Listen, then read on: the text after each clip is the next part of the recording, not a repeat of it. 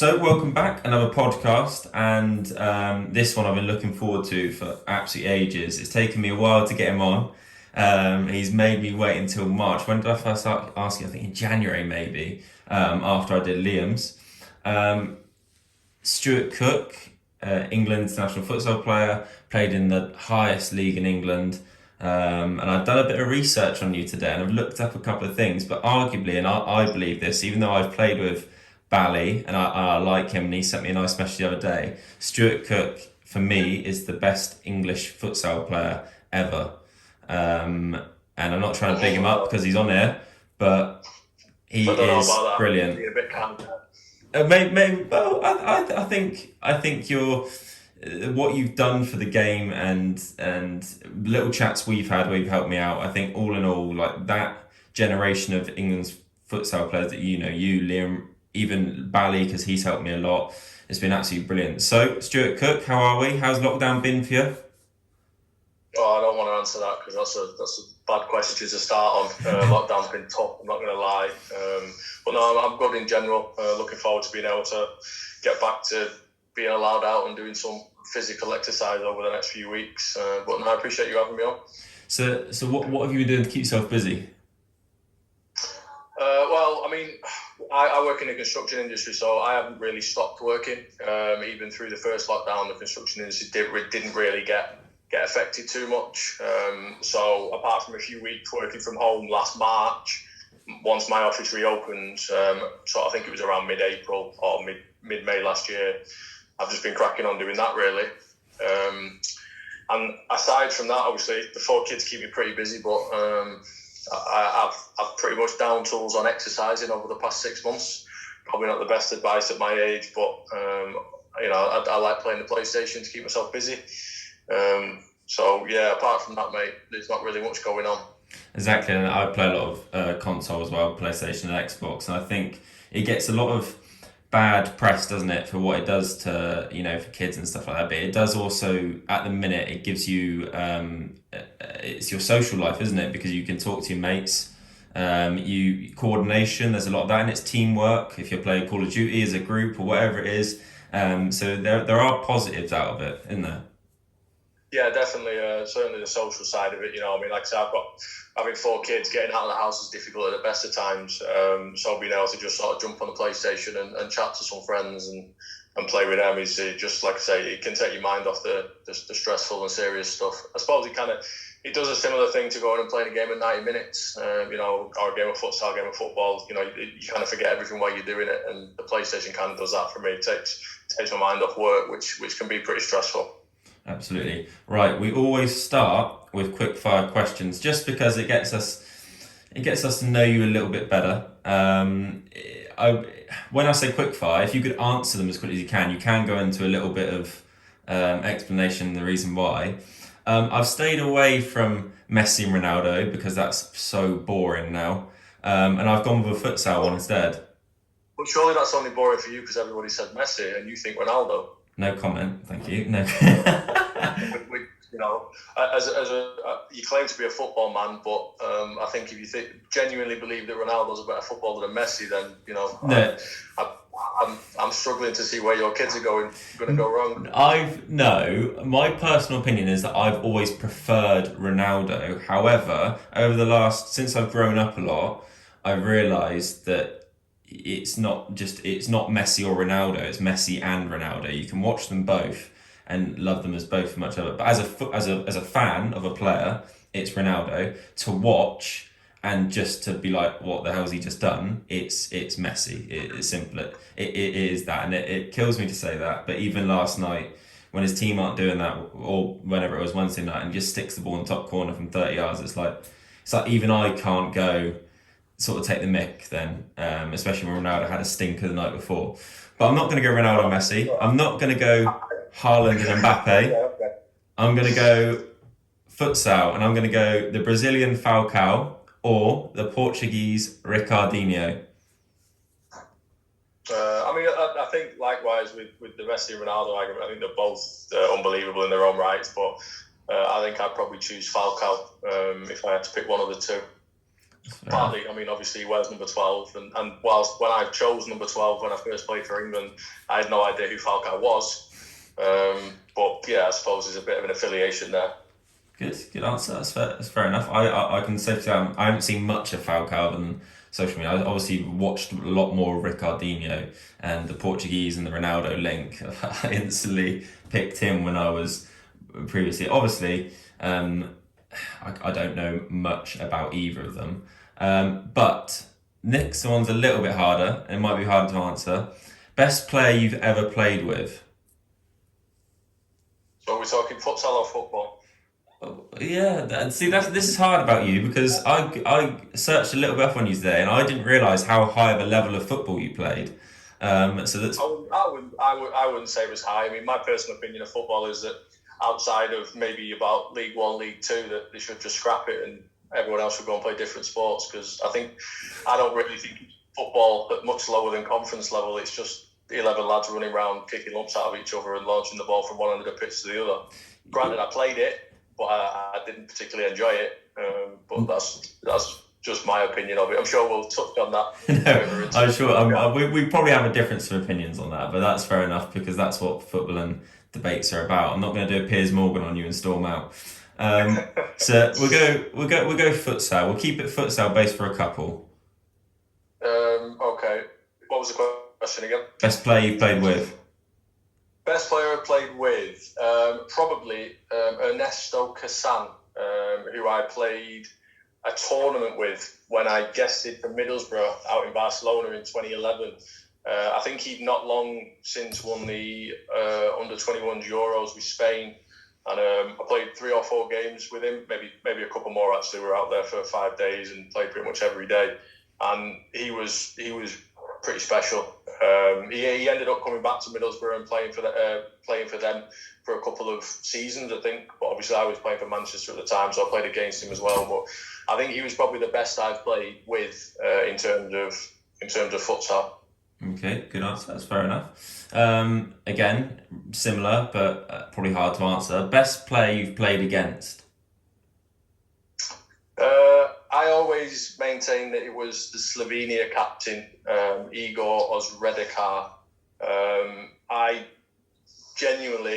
think we played Slovenia in the main round in 2013, and it was the first time I'd sort of watched and played against someone who I thought, wow, they can pretty much do everything. And he played almost a full game as well, which I always like to try and do, but probably failed a little bit at it most of the time. But yeah, he was pretty special. In England, obviously, Marcelo was always really tough and enjoyable to play against when he was playing for Baku. That was probably the biggest challenge I've had at club level. Obviously, he played pivot, so I was kind of directly up against him. I always remember one time in one of the grand finals, I was playing pretty well and I was probably a little bit overconfident in myself, and he squared me up and I stood up and just thought, go on then, I've got you here. And he dropped his shoulder a couple of times, and that it was probably the first time for a long time someone had just completely left me for dead, and I thought, I need to show him a little bit more respect next time. Kind of learnt a lesson from that one. That's fair enough. I came and watched you against Croatia maybe a year or 2 ago, and it was and I remember one of their players, I think number 8, he played a lot, and I thought he was a hell of a player. Yeah, that was Marinovic. So I think he was playing for El Pozo at the time. So yeah, he's another one, really good player. I don't know if he was playing at full tilt when he played against us, because obviously they took an early lead in the first game, so it felt a little bit like they kind of just controlled the game after that. But yeah, he was a very good player. Cool. Right, let's open this to football and futsal, because obviously it's a little bit harder with futsal. Best ground or court you've played at? The best court, without a shadow of a doubt, is the Copper Box. When we played there against Sweden in 2015, a couple of games with about 1,500 people watching. But it is an unbelievable venue, especially for futsal. I mean, we've played in some good stadiums around the world, really. I remember the first time going out to Libya in 2009. We played in a sort of an all-purpose stadium. There wasn't many people watching, but the actual stadium itself was pretty impressive, considering it was, pretty much a third world country. And in terms of football, I mean, I played on Wembley 3 times, but not actually in football. Played five-a-side tournaments there.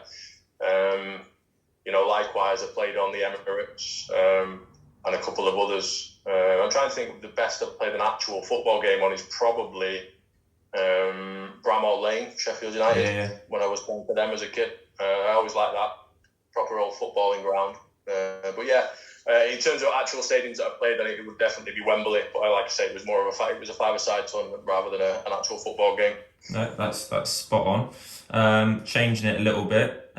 Proudest moment. So let's go futsal. So proudest moment in futsal, because obviously if it's your proudest moment in your life, it would probably be one of your 4 kids or your marriage or whatever it is. So, but we're gonna go futsal. Well, I definitely have to agree with that, just in case the missus listens.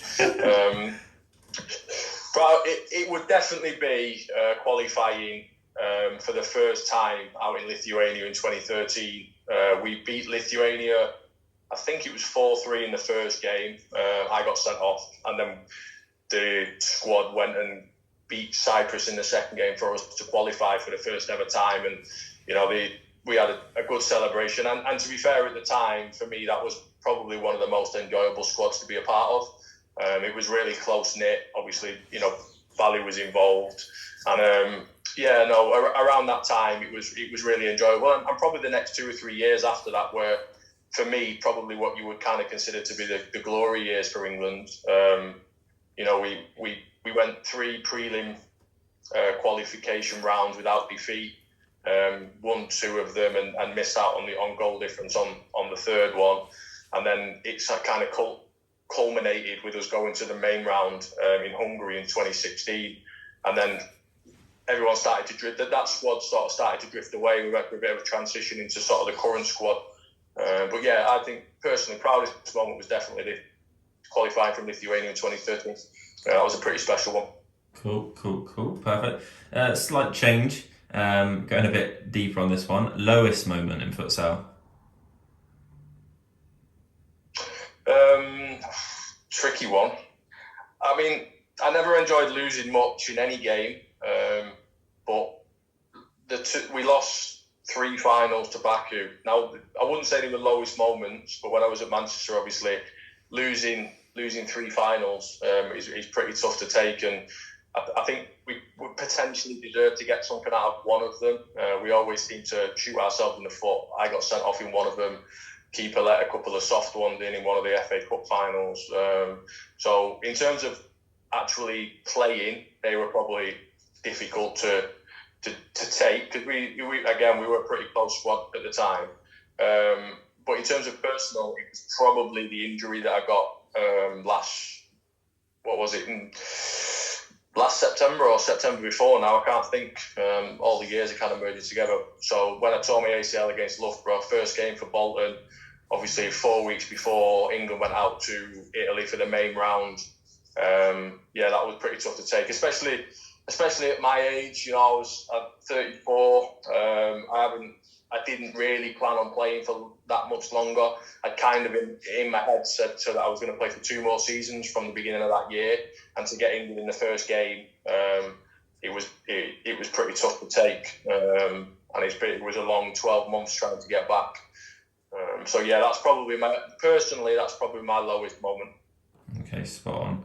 Didn't mean to make it go low already in the podcast, but no, I think it's a good question. It's part of the course with me, but that many injuries, there's been plenty of low points. No, join the club. Favourite goal? Okay, favourite goal should be an easy one, I think, but it's one of 2, both in the same game. So set the scene. I think we were out in Israel. We beat Wales in the first game 4-2. Obviously, I'd scored, just won that day though.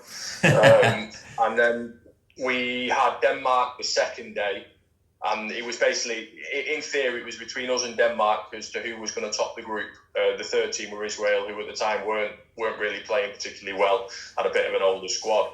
And we didn't play particularly well against Wales, although we got the win. And I scored after 12 seconds against Denmark. And then for about the next 10 minutes, I would probably say that's arguably the best 10 minutes of futsal that I personally ever played. And I scored a second goal where I skipped past a couple of players and then just lifted it over the goalkeeper. And then a couple of minutes later, I beat somebody else and tried to set Bally up at the second post, and it was an own goal. And we went 3-0 up within 10 minutes. But either of those first two goals, just because of the how important they were really to the game and to the squad at the time. And again, we went on to win the game 5-4, I think, in the end. And we guaranteed qualification for the first time through a World Cup qualifier. So yeah, either of those two goals, anyone who follows me on social media has seen certainly the second goal on numerous occasions, because it's probably, in terms of ability and technical stuff, it's the best goal I've scored.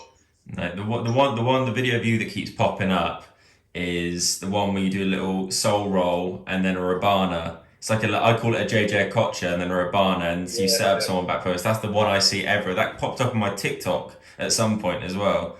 Yeah, that gets around a fair bit. Do you know who else is in that video? The person who scores it, or the person you nutmeg? No. The person who I nutmeg is it Max Kilman? Yeah, I thought. He won't thank me for pointing that out. I think he doesn't like seeing that video too often. To be fair to him, he was only 17. I didn't know Max back then, but I quite like rubbing it in his face now. He's a Premier League footballer. It's not a bad one. I'm sure we'll touch on him at some point. Difficult one to answer, probably. Favourite manager? Favourite manager? Football or futsal? Football's easy. Let's go both, because it'd be you can say both. In terms of futsal, I don't know. It probably would be Scoobs, just because I think Scoobs is probably because of my age when Scoobs took over, and the fact that I was sort of my intention was kind of to go into coaching in more recent years, which it never really was prior to maybe 2 or 3 years ago. Scoobs, I've been able to talk to Scoobs quite openly about coaching and stuff, and he's probably, I suppose, respected my opinions and experience within the game. So it's always been easy to have an open dialogue with him. Mm-hmm. I do think from an organisational point of view and some of the stuff we do outside of the court in England, I've picked up quite a bit of stuff from him. So I think in futsal it probably would be Scoobs. But to be fair, I don't feel like I've had that many futsal coaches. Within England, everyone's always chopping and changing, and it's a little bit different to football. Whereas because it's an amateur sport, futsal in England, the managers don't the coaches aren't necessarily what you would be used to coming through a football background. They're not necessarily, the discipline's not the same as when you're earning money playing non-league, and the expectation's not always the same, and the demand that they can put on you isn't always the same, because I think there's always a fear that players, if you rub somebody up the wrong way, they'll just go away and go and play football or not want to play the sport. So I think it's always a bit different. I always, as a player, I always never really wanted to get too close to a managers, because I never wanted to feel as though there was any favouritism. Any reason why you are playing more minutes or you were in the team and somebody else wasn't. Because I as coming from a football background, you always see that. Managers always have their favourite players. You'll know it from teams you've been involved in, squads you've been involved in. There's always teachers' pets or whatever it is, and even if they're not playing well, they're always in the team, and people are always talking behind everybody else's back and going, why is he playing? And I never ever wanted that to be me. And in general, I never really played for anyone who I didn't play for week in, week out after being sort of 17, 18, 19. So I always tried to sort of just keep it on a bit of a professional level. Whereas I think as I got older and I wanted to learn more and I wanted to pick things up, I kind of, the friendship I sort of grew with Scoobs was because of that. So yeah, Scoobs is definitely probably my favourite futsal coach. In terms of football, it was definitely Jim Gannon, who I had for 18 months at Northwich. I was probably about 29 when I first signed for him, and because he'd been in the pro game and he'd coached at Motherwell and Port Vale and Stockport, where he had obviously his most success, and that was ultimately where he went back to. I felt like I learned a lot from him, and I think he probably influenced me to want to go into coaching a little bit more than I probably realised, because of how in depth he went into the tactical side of the football game and how organised we were as a team and how well he settles up. And yeah, so that's an easy one in terms of football. It was definitely Jim Gannon, and again, whilst it was always a professional relationship with him, it was an enjoyable one, because he was always willing to try and help you learn and to pick things up, and he was really clear and concise in the messages he wanted to do. And don't get me wrong, I listen to Under the Kosh podcasts, and they've got a lot of players who have played under Jim who didn't like him in the pro game. And I always find it strange, because for me, I love playing for him. I mean, don't get me wrong, during the 90 minutes of the game, he could be difficult. He was very loud. He could, if you weren't having a good game, he made sure you knew it. But that's football anyway. Any manager can do that. But outside of those 90 minutes, he kind of went above and beyond. And at the level I was playing at, I really enjoyed it. That's spot on. So yeah, those would be the two that I probably enjoyed the most. Okay, interesting one. You can do this at any level of football, and obviously in futsal as well. Manager you wished you played for, or manager, it can be in football or futsal, it can be right at the top, or it could be someone at that sort of level. Okay, well, so futsal, when I first got involved in futsal with England, bearing in mind I'd never played club futsal, so I didn't really know much about the sport, or I'd never played a game. Obviously, Pete Sturgis was the manager, but he was being helped by Micho Martic at the time, who obviously is now the Finland manager, and he's taken them on to be, really successful from where they've come.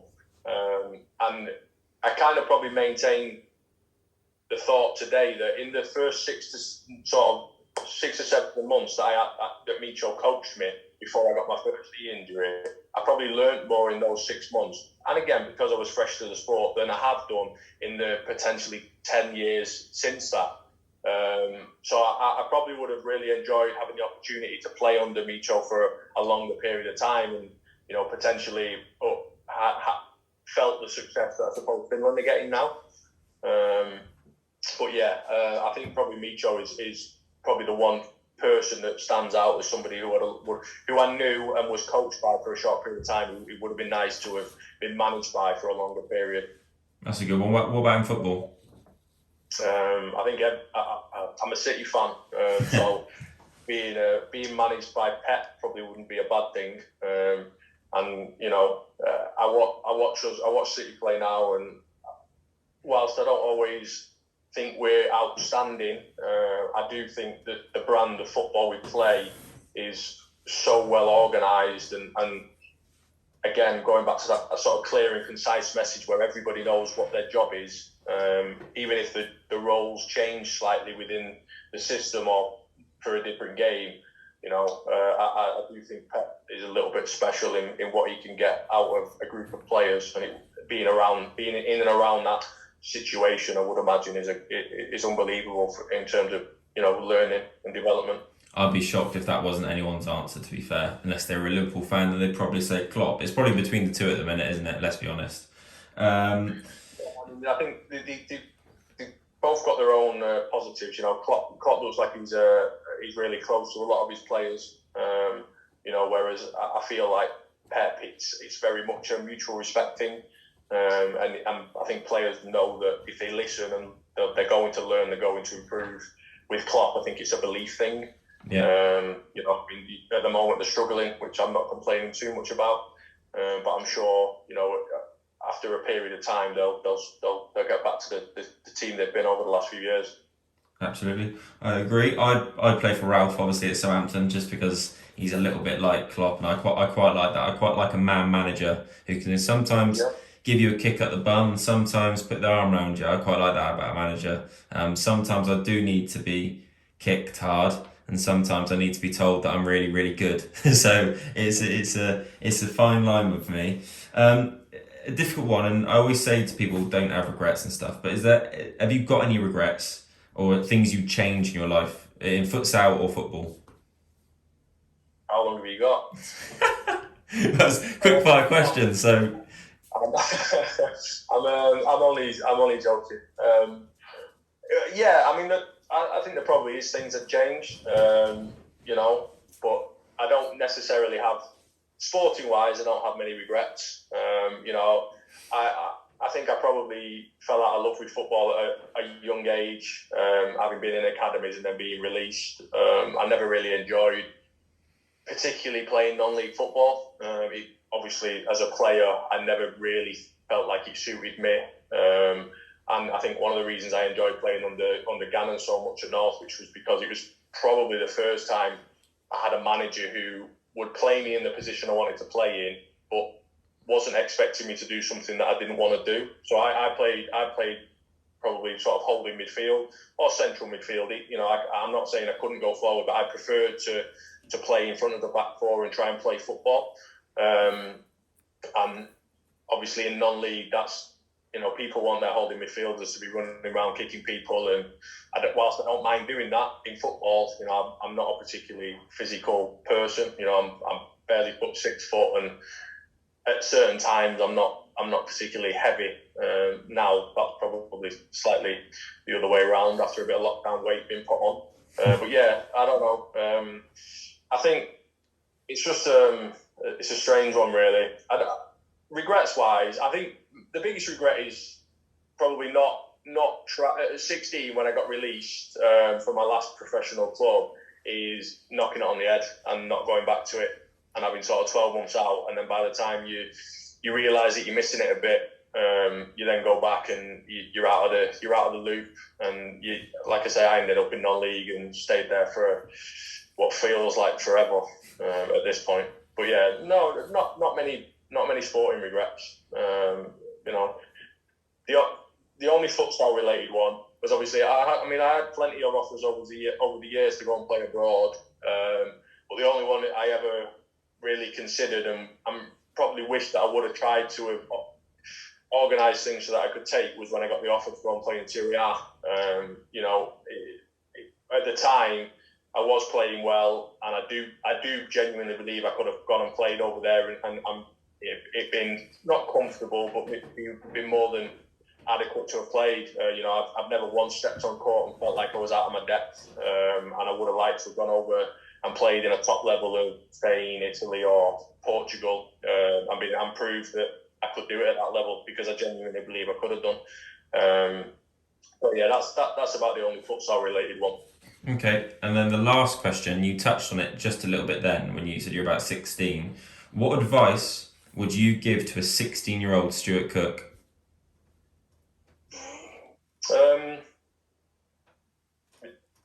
It would be take it seriously. I think it's easy when you're in academies and you're a good footballer, and you're constantly being told by various different people and coaches that you're good, and that, you're good enough to make it, and that you will make it. I think it's easy to believe them and think that, all right, well, whatever happens, I'm going to be a professional footballer. And I think that's probably where my head was at between the ages of anywhere, from 13 to being released. I think I probably thought in my head I was always going to be good enough to have a professional football career.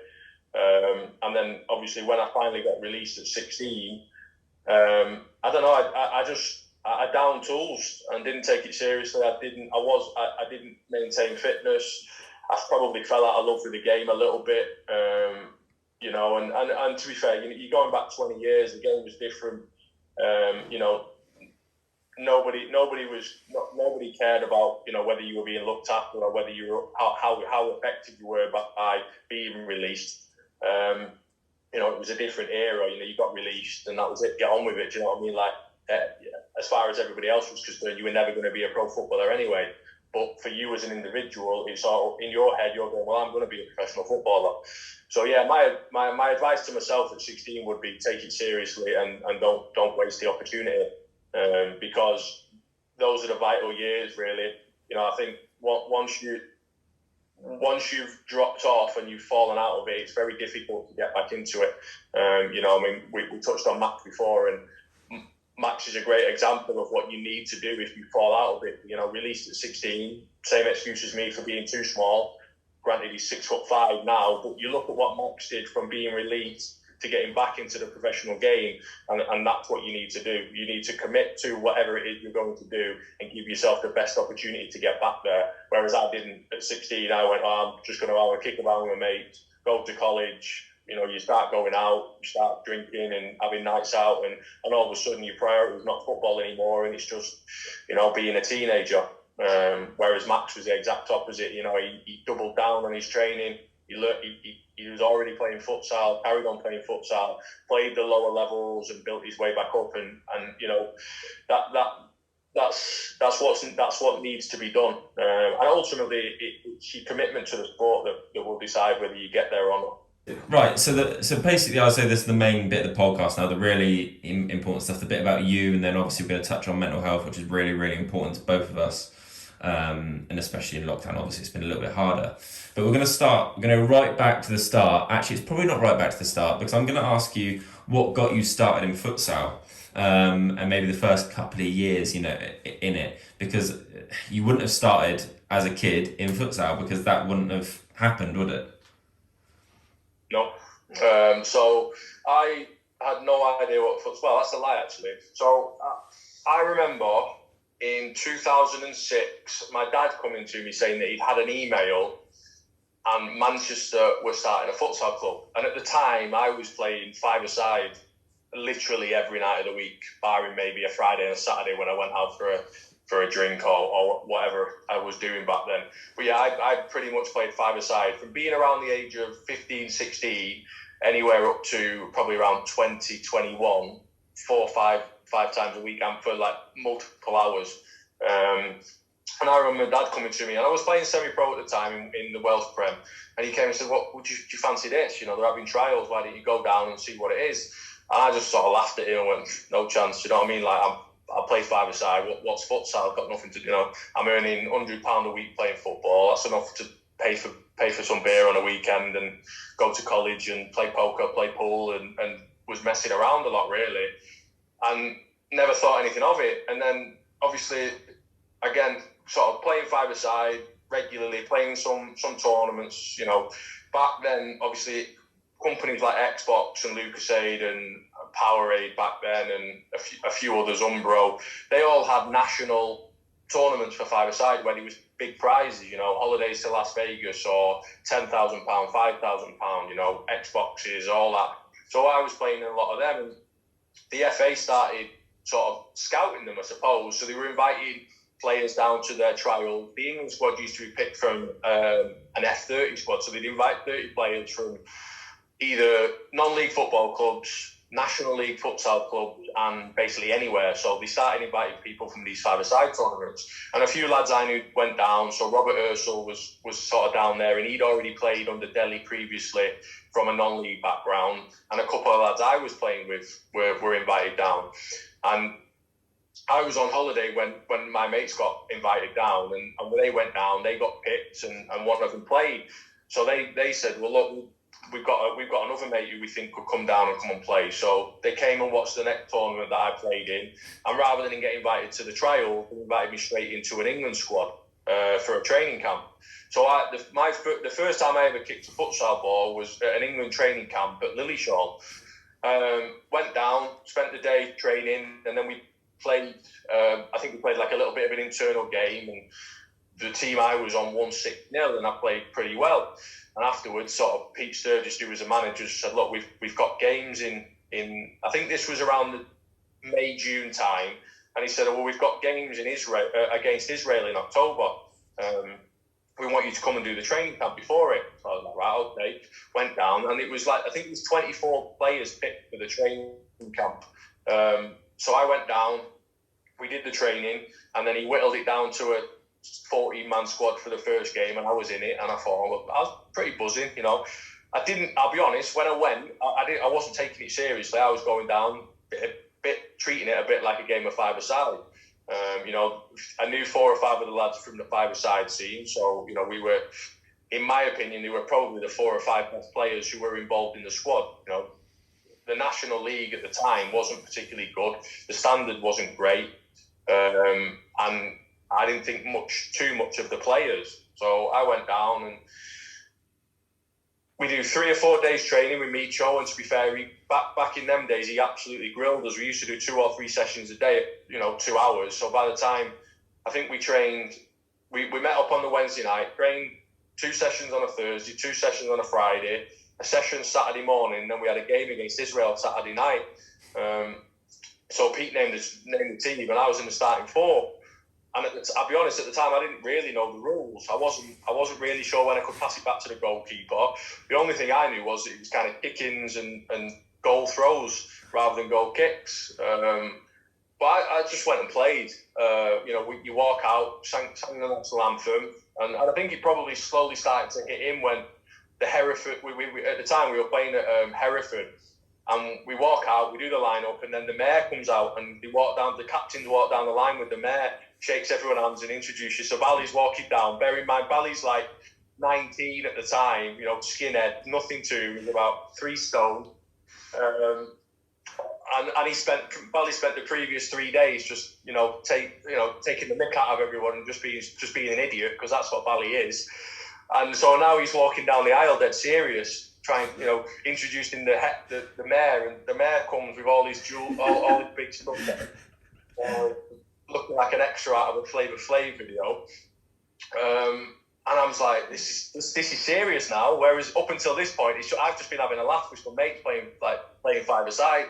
So this is serious now. We sing the national anthem, and we go ahead, and within about 4 minutes, I've set Bally up with like a little sort of back heel, and we're 1-0 up. So I was like, it's dead easy, this. Not a problem. We'll just crack on. And anyway, for the next 35 minutes, we barely got a touch, and we got beat 3-1 in the end.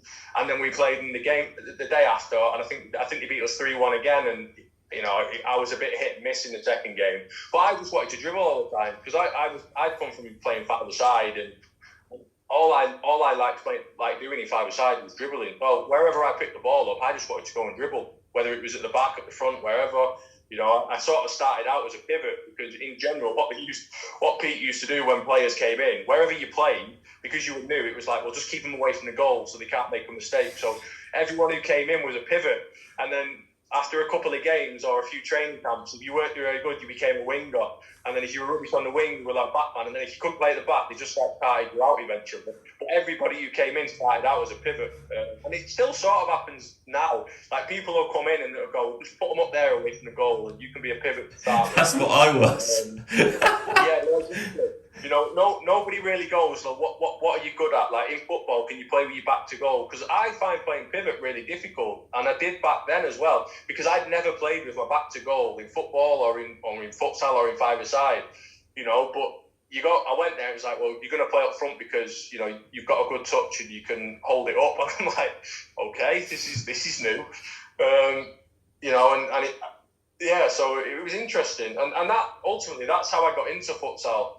I got asked to go and play for England, and within playing those first 2 games, I think I just fell in love with it straight away. That everything about it, the atmosphere, it's only 500 people there, but when we scored that first goal, I remember Bally running off and probably Clins running into the crowd or into the board somewhere, because that's what Bally does. And just thinking, yes, this is a bit of me. This I can get used to this. Like, I'd come from a non-league background where you might get a few hundred people watching, but I mean, up until the latter parts of my career, I think I scored 10 goals in about 15 years non-league. But so playing futsal and being involved in goals and involved in chances and getting touches of the ball, I was like, yeah, I can get used to this. And starting the 2 games has probably had a big influence on me as well. I think if I'd have sat on the bench and had like a minute here or a minute there, I think in my head I would have gone, what's the point in this? But I played loads in those first 2 games, and I was like, I could do this. Didn't feel out of my depth, felt comfortable. Like I say, made a goal, nearly scored, and I was like, no, I enjoyed this. This is what I want more of. So then it sort of just snowballed from there, really. I had a few more training camps. We went out to Libya a few months later. We beat Libya, drew with Libya, who were African champions at the time. not really sure how we managed to do it. There's no video footage, but I can only imagine it was very much smash and grab from memory. You know, we barely got out of our arm. Funny story from when we were in Libya, though. First game, we drew 1-1 with. We drew 1-1 with them, and again, it was backs to the wall stuff. We hit them on the counter, scored one, and our keepers were just unbelievable for 40 minutes. But then they had their star player was playing in an exhibition game in Brazil, like during the week, so he wasn't there. It was a Falcao exhibition game, so they were flying him back at the weekend, and they made this big thing about him coming back. So in the hotel, there was this conference room with must have been about 40 chairs all around in like a semicircle or a square. So they made both teams sort of sit down and the staff sit down. And the rumour was that Colonel Gaddafi's son was going to come and meet us because he was supposed to be watching the second game. Because at the time he was chairman or co-owner of Genoa in Italy, so he was a big sports fan. And so we all sit down, and the rumour is he's going to come and they're going to introduce him. And anyway, so we sat there for about half an hour, and we're all sort of muttering under our breaths and stuff, and having a little bit of a giggle. And in the end, the little star player comes in, and he's like, he must have been about 5'1". He made Liam look tall. And he starts going round, don't speak a word of English. He starts going round and shaking everyone's hand, and then like one of their like FA people stands in the middle of all of us and gives a speech, but in Libyan or not in English anyway. So we're all just like looking at ourselves, going, "What's going on here?" And anyway, they were going, "Oh, we were hearing rumours that they were going to batter us the next day because his player was unbelievable," and we ended up beating them 2-1. And honestly, I've no idea how we managed to come away with a win because we were rubbish back then. We really were crap. I mean, we had some good individuals, but as a team, we were pants. I remember after it. I think it was Nick Colley and Bally who started it, but we ended up doing the okey cokey in a circle on the pitch after the game. And you talk about low moments before, that one, I forgot about that one. That's probably up there. I think that's genuinely one of the most. Luckily, there was only about 50 people left in the stadium, but we were in the middle of the pitch going out and in doing the okey cokey. Oh my God, I can't imagine Bally being like this though, because he was I don't know how to word it. I've known Bally through football, through Melksham and then I knew him through futsal, and luckily Bally seemed to like me, but a lot of our players on our team, you're very lucky then. a lot of our players on our team actually stopped playing because of Bally, but it's because I don't know how to explain Luke Ballinger if you don't know him. He's very he likes it done his way in futsal. He's excellent, and he's record goal scorer and record appearance holder for England. He's got a name up on his board. He accepted his cap at Wembley, didn't he? He's done everything for English futsal. And he's but safe to say he can be very, very opinionated and very, very angry little man at some points. Well, the thing is, you probably met Bally when he was a little bit more cynical than he was when I met him. So when I met him, he was genuinely fresh-faced. He was happy all the time. He was literally just class clown 24 hours a day. And he made, I gave a little bit of a speech when he had his 100th cap in Germany, but he made my England experience, the enjoyable experiences, he made them tenfold for everything we did off the court. I love Bally to pieces. We roomed together for 4 or 5 years before, obviously, he was sort of left out of the squad. And some of the stuff that he used to do in those early days was just, honestly, you could write a book on some of the stuff Bally used to do. I remember we used to train in the sport house in Barking when we were playing some games there. We were driving down the 406 once, and when we pulled off the 406 on the North Circular in London, we pulled up at some traffic lights, and I think it was 4 or 5 of us in the car, because we used to travel in people's cars. So we're all goading him into doing something stupid, because that's just what Bally did. He was always something stupid. And we was like, go and do some press ups at the traffic lights, thinking, he's never going to do it. Like, the traffic lights are going to change in a second. So anyway, he jumps out the car.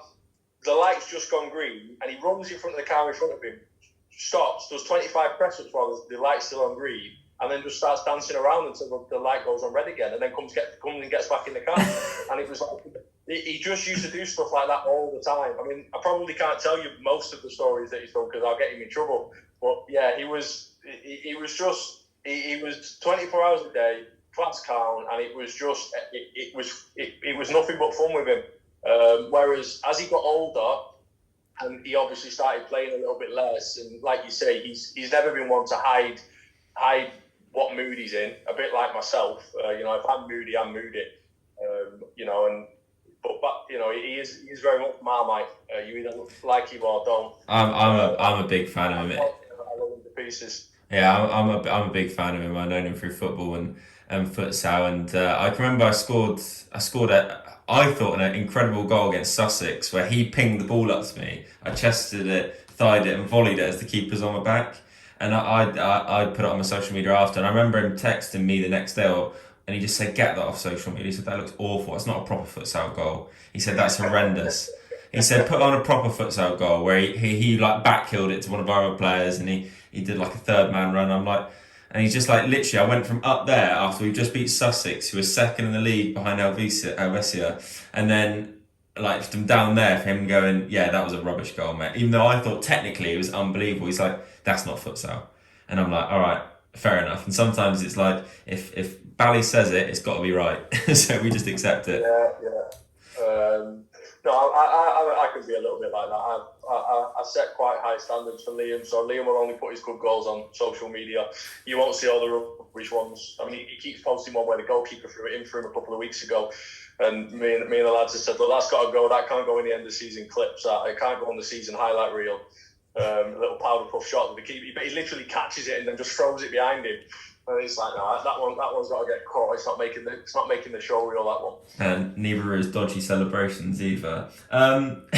Cool. So we're gonna move on slightly from futsal, and what's makes you even more interesting than you are is that you're gonna not agree with it, but you've had a very good career in football, or a knowledgeable career, a lot of experience in football, shall I say? So let's go to the start of your footballing career, because I imagine it's very similar to mine, being in an academy.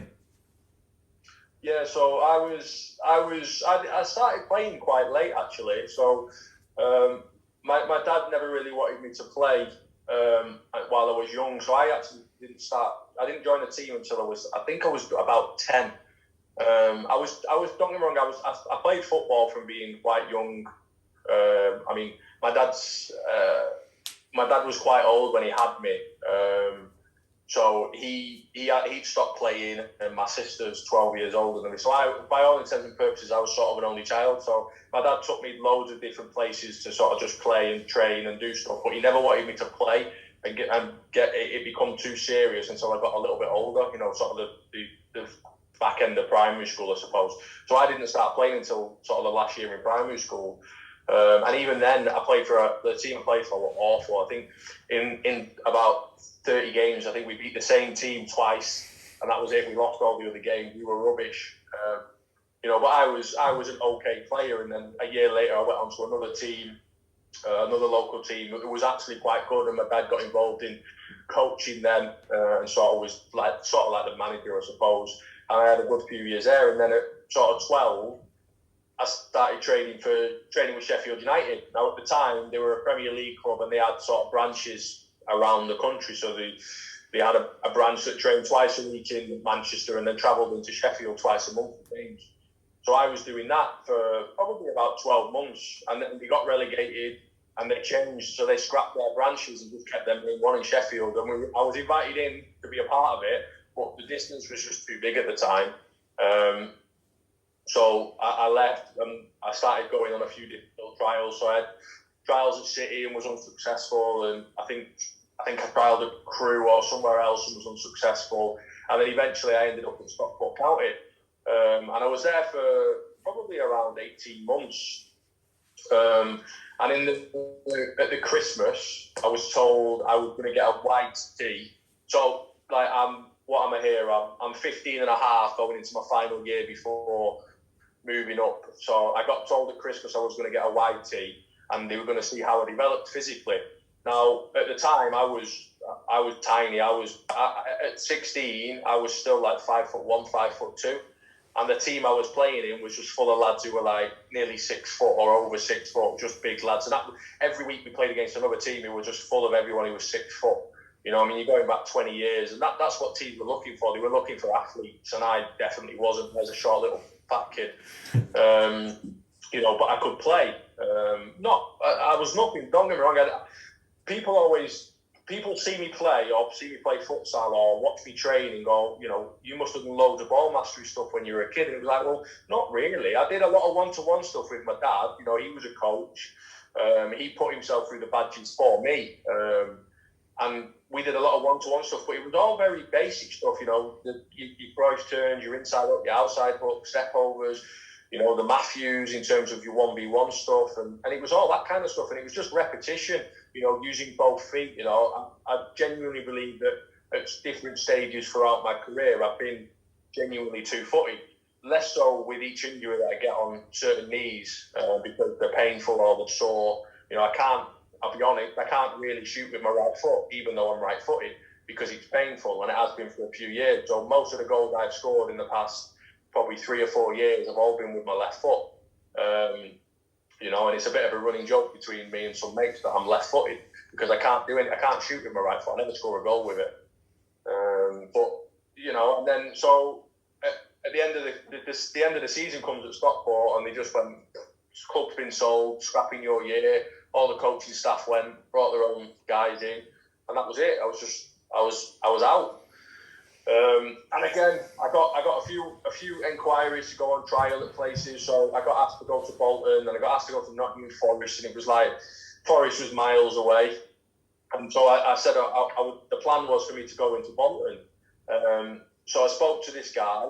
I can't remember who it was. Arranged to go in on a certain date, and anyway, they rang and said, "Oh, we need to put you back to this date."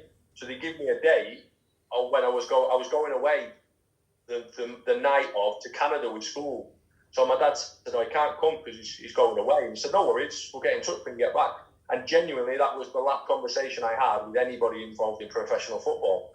They never got back in touch, and I came back from Canada and was like, I'm not interested anymore. Do you know what I mean? Like, I'm tired of going to places or being asked to go to places that's unrealistic or too far, or then being let down by somebody who it might be realistic to go to.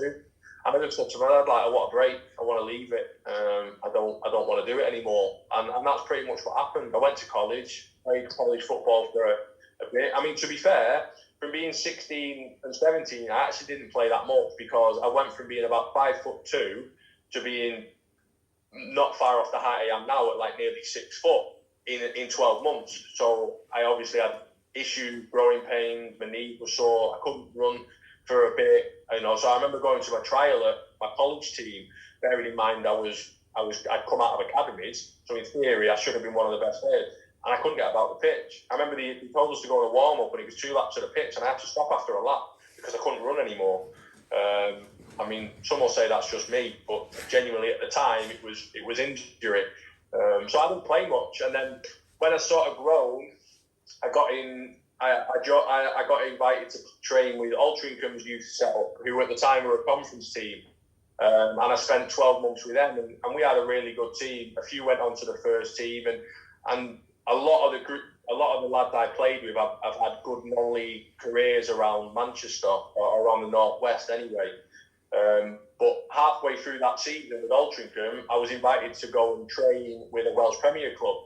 It was only 45 minutes down the road from where we lived in Manchester, called Connors Quay. And they loved me. They were like, unbelievable, like, we've got no one who can play football like him. We want to sign him. He ain't going to play loads, but we want to sign him straight away, get him involved with training and being involved, being around the match day squad on a regular basis, you know, and see if we can integrate him in for next season and the season after. So I started doing that. So I was travelling to Wales on a Tuesday to training with Altrincham on a Wednesday, travelling back to Wales on a Tuesday to train with them, and then Saturday afternoons I'd travel to Wales to do the warm-up and sit on the bench, and then Sundays I'd come back and play for Altringham's youth team. And I did that for about 6 months. And then at the end of the year, Altrincham were like, well, we want to put you in the reserves. And I was like, well, I don't want to go in the reserves. I can just go and do this. And to be fair, I was picking up some money. So I just went and played for Connors Quay. And don't get me wrong, the first 2 or 3 years, I think I probably started about 10 games in 2 seasons and did about 30 games off the bench. But it was proper men's football, you know. I think I made my debut in 2003, which feels like a hell of a long time ago, away to Newport County, who were at the time who are still are in the English pyramid system, because they used to have a cup competition that crossed over, and that was it really. I spent about 6 years on and off at Connors Quay, but it was one of those. It was very difficult. I found it really difficult for probably 4 or 5 years in Wales, because it was a really physical league. The standard was pretty high. Everyone was really fit. And whilst I sort of grown and was I was nearly 6 foot, I hadn't filled out. I was still very, very slight. And obviously I wanted to play in central midfield, but because when we train, I've got a lot of individual ability. Everyone was like, oh, well, he can play up front, or he can play in the 10, or he can play wide. And it was like, I always got shifted. I spent about 4 or 5 years playing like wide left, wide right, off the front, up front. And I was never any good at any of them. I'm a slug.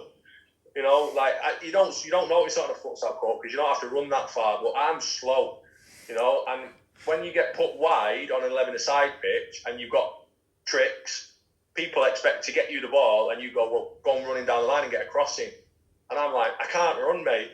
Do you know what I mean? Like, gaffer, like this isn't me. It's like, just put me in the middle of the park where I can like not run and just pass the ball, because that's what I was capable of doing.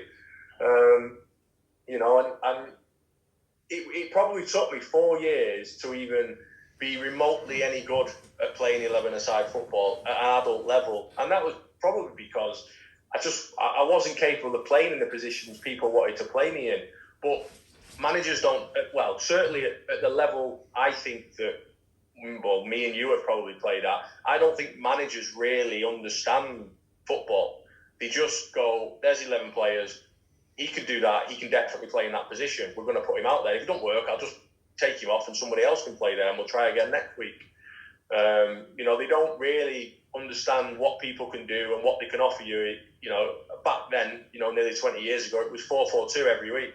You know, very, very, very occasionally it might have been 4-5-1 when you were playing against one of the top teams. You know, I mean, I spent a fair few games playing wing back. I'm not being funny. Wing back is not a position anybody should ever be asked to play because there's too much running involved. Tell me about it.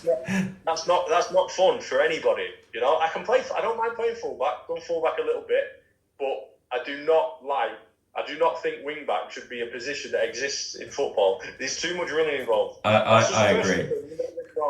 You know, there's some managers out there who are doing wonderful things with 3-5-2 and 3-4-3 and all that kind of stuff. But don't ask me to play wing back. There's too much running involved in it. I can either go forward or go backwards. Can't do both. Spot on. Yeah. That was my experience in the first few years of non-league football, was being shipped around to every position and eventually just not enjoying any of it. That's fair enough. I've got that feeling off a lot of the England futsal players when I've had the old conversation, is that they lost love for football, but they found it in futsal. So that completely makes sense, and even to regard that happened to me. We'll touch on that a little bit. But I did a bit of research on you today, and I googled your name and had a little look of who you played with, who you played for, and stuff like that. And I came across a newspaper article from the Daily Mirror. Do you know what I'm on about? Oh, yeah. And I know which one it is, and I can't remember what the title is, but I know which one it is. It was something like, it was the Euro 2016, so I can't remember if Roy was our manager there or Roy Hodgson was our manager. Yeah, he said Roy. It was along the lines of Roy's players fail to impress, but could this gem be England's? It was like England's best futsal player or most skillful player or something like that. And it was Stuart Cook and he was talking all about your career, and it showed some videos of you, and it was just talking about how poor they thought the England football team had been in preparation for Euro 2016, and there was this article on you. How did that come about? Well, it was a young journalist who, I think he previously worked for the Manchester Evening News, obviously a relatively local paper up north, and he did an article on me when we went to Lithuania for England. So I knew him from when I played non-league football. So I played for Curzon Ashton. So Curzon Ashton were the first English club I ever played for. I went there in 2012 after my first knee injury because I didn't want to be travelling to Wales. And he was basically doing the reports for Curzon Ashton and putting them into like local papers. And then he eventually worked for the MEN and moved on to the Daily Mirror. So he got in touch with me when we qualified he did an article when we qualified out of Lithuania and we were going to the main round in the MEN. Little write-up, nothing special, no pictures, no anything like that. And I think, like you say, England struggled out of Euro 2014, was it? And he got back in touch and just said, look, he thought he was following me on social media. He said, I've seen your videos. You know, I think it was about a week after the Sweden games where I'd scored and probably got arguably my best assist for one of Bally's goals for England. And he said, I want to do an article on you. I was like, right, okay, what about? And he said, well, just about how skillful you are and, you know, some of the clips you've got on social media. And to be fair, at the time, I was posting relatively regularly, and obviously we sort of had the Rabona clip had just come out and had rainbowed a few people, and it was one against Baku where I'd beat pretty much the whole team, and then I disappeared off camera, but I actually got taken out by the fourth man. But yeah, so he got in touch and just said, we want to do an article based around the England national team, but I want to use you and some of your videos to show that, you know, we have got skillful players. And I was like, yeah, of course, no worries. So they did a little write-up on me. So yeah, that was kind of how it came about. And no, I'm wrong, it was nice, but at the end of the day, it is what it is. You know, it's not. I post quite a lot of videos, but I never really posted for anybody else. More so just kind of for me. And at the time, like my eldest lad was probably around 7 or 8, and he used to love watching the video clips of me because he never used to get to come and watch me all that often. Certainly not for England, because obviously we only played a handful of games at home. He used to love watching them, and I post them just so there's somewhere so that my kids can watch them and that I can watch them back. You know, I mean, there's a lot of the stuff we've done at England around, you know, visualization before games and stuff, which I'm sure you've touched on with your kids, and I think I've heard you talk about it before, just so you can watch them back. You know, I genuinely believe that the majority of the stuff that I've posted, I wanted to go on court and do it for England at the highest level against the best opposition. You know, I'm gutted that I won't get the opportunity to successfully rainbow someone and score a goal for England. That was genuinely on the list of things I wanted to do for England. Now, it might be far-fetched and unrealistic and probably a little bit self-indulgent, but I sort of had a list of things I wanted to do, whether they were individual or as a squad and a team, and that was one of them. And it wasn't. I never saw it as showboating. So, like when I used to play five-a-side, I used to practice things all the time. So that the Rabona clip that you were talking about before, I do that when I play five-a-side. I must have done that 100 times before I tried it on the futsal pitch, just because I didn't want to not be able to get it right on the futsal pitch.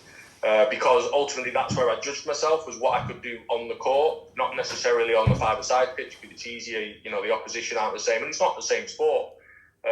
You know, I can do my flip-flap or my elastic or better with my left foot than I can with my right foot, because I've spent so much time practicing it because I wanted to get it right on the futsal court, whereas I don't practice my right foot one because I can do it. It's funny you should say that, because I just posted, before we started this chat and for your birthday last year, I looked back at this and I posted a video of you trying to rainbow flick me. And if people don't know, they should know, I'm 6'4", and not only did he get the ball over the top of me, it was probably a good foot over the top of my head. So he rainbow flicked it about 7 foot up in the air. Luckily, I put him in the gym a little bit and the ball went out for a goal kick. But also Yeah, when we played you away, I was told to watch for your flip flat, your elastico, and honestly, even if you watch it, even if you look at it, it was just so slick the way you did it. It was so yeah. hard. It was so hard I, to I, deal with. I remember the rainbow because I mean I didn't say it to him, but I remember thinking to myself, I remember looking at you're massive. You and is it Raphael who played for Yeah, you? yeah, Rafa, yeah. Well, I remember in my own head thinking I'm going to rainbow one of them two today. And I didn't know either of you. And again, it wasn't any kind of showboating. It was just because you were the biggest on the pitch and you were massive, like you say. You're 6'4", and I just thought, well, if the opportunity comes up, I'm going to try a rainbow today. And to be fair, I thought I used to think that every game. Every game, I wanted to rainbow, I wanted to Rabona, I wanted to do something memorable in every game. And it didn't matter what the score was. Remember that in the away game that you were talking about there, I actually got shouted at from our coach, the Helvetia coach at the time, because at 0-0, I won the ball back off somebody and ran through 1v1 and tried to rainbow Sean Bryant. Yeah, But I I didn't remember touch that. the ball. So he had a go at me. The manager had a go at me, and it was 0-0. So I knew why he was having a go at me, because I probably just could have tried to score normally. But what's the point in scoring normally? Well, especially in a all the game time. against us as well, because you're probably going to beat Well, us no, anyway. No, not at all. It's got nothing to do with the opposition that you play against. But what I was sort of trying to allude to before about the showboating, I don't consider it to be showboating. I've practiced rainbowing people loads of times, so that it's part of my arsenal of individual skills to beat people. Now, if I run through 1v1 and the keeper comes out, I can rainbow them. Granted, I'm not going to do it all the time, but if I try and score, I'm not going to score all the time. There's every possibility that they'll save it. And I've never seen it as showboating. I don't do it when we're 9-0 up. I will always try and do anything that I can do at 0-0. So the Rabona clip, that's about 15 seconds into the FA Cup semi-final at 0-0. That's the first goal. It's not. I'm not doing it to showboat. We're not 5-0 up there. That's just something that I've practiced, and the reason that works so well, and Max never believes me, is because everybody believes I'm going to kick the ball with my left foot, and then I plant my left foot so they open their legs. Then when I Rabona it, there's an opportunity for it to go through their legs. And I know that because when I play five-a-side, I do that over and over and over again. So this is the problem I've had recently. I've even been having this chat with a parent today. So I've got a really good striker who plays for my under-12s, but he's been at really good clubs before us, a year up, and he scored a lot of goals. But they've beat out of him dribbling at players and using skills and stuff. And you know what I'm like, if you've seen my clips, I love kids expressing themselves, doing the chops, doing the elasticos. Even if it's doing a rainbow flick at 7 years old, which my under-7s used to be able to do. And I've been trying to push it back into him to pick up the ball, drive at players, do your skills. Because what his dad's trying to tell me is he's had it drummed out of him now at 11, 12 years old to stop doing the skills. And that is why we don't make great technical players in this country. If you look at our best dribblers of the ball now, it is probably Grealish and Foden, but they've only just come onto the scene recently. Spain and Brazil would have 100 of them, maybe even more at the top level, and it's because of the level of coaching and, to be honest, the dinosaur mindset of football people in our country, that just because they're doing a stepper or flick and a trick or whatever it is, it's not right. Like you've just explained there perfectly what you just said. When you planted your left foot, he opened his leg, so you saw an opportunity, and that's when you did the Rabana. And you've thought about that. You haven't just, and it's not something you're doing just off the cuff. You've practiced it. And that's what people need to understand. There's thought behind everything we do. We're not doing it just to look like a circus clown. There is thought behind it in there. Yeah, so I mean, again, at the start that was at the end of a season in the FA Cup final when I did the Rabona. The first game of the season we played Middlesbrough, and I actually scored a goal doing the same skill. And on the video, Phil Codd, who's now the Carlisle goalkeeper, he was playing for Middlesbrough at the time. If you watch the video, when I plant my left foot, he sets himself to save a shot. But then because he sets himself a step early, he doesn't move when I do the Rabona. He doesn't go in powerfully. it goes past him because he's already set himself for the first shot, and it doesn't happen, and then it goes in. He'll never admit that because I like to tag him in it every now and then. He still has nightmares about that one, Phil. But yeah, look, I mean, for me, anything as an individual at any age that you practice, that you believe that you have mastered, because practice makes permanent, not perfect. Yeah, spot on. I genuinely believe that if you have the confidence to do it anywhere, do it at any time, and have that belief and be brave. I mean, one of the things I tell the young, or told the young lads at England, and Liam will attest, is that the difference between being a good player and going to be a great player is being brave in your decision making. You're talking there about coaches taking the individual ability out of kids and coaching out of them. For me, I think, I mean, and again, and I'm a novice as a coach, and I believe coaching is an art in itself, and that's something that you have to show respect and learn.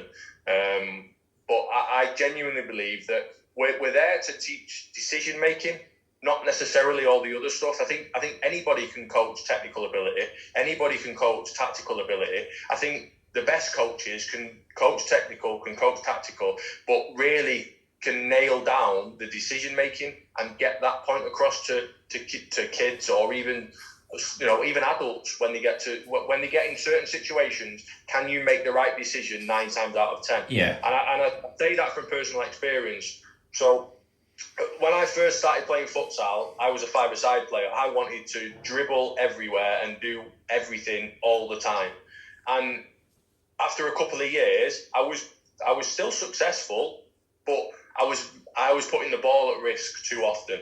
And it came to a point where I realised myself, I can't keep doing this, because I'm putting the team at risk, because the players I'm playing against are not better than me, but are now starting to read the situation, and when they win the ball, they can take advantage of it, especially on a futsal court. So what I think improved me as a futsal player from being good to being, as you say, one of the best players in the country, is my decision making went from a 6 out of 10 to an 8, 9, or a 10 out of 10 more often than not. And I genuinely believe that's what set me apart for a prolonged period of time, is my decision making was better than other people's. And when you put that with good technical and tactical understanding, all of a sudden you've got a player who can actually go and influence a game and affect a game.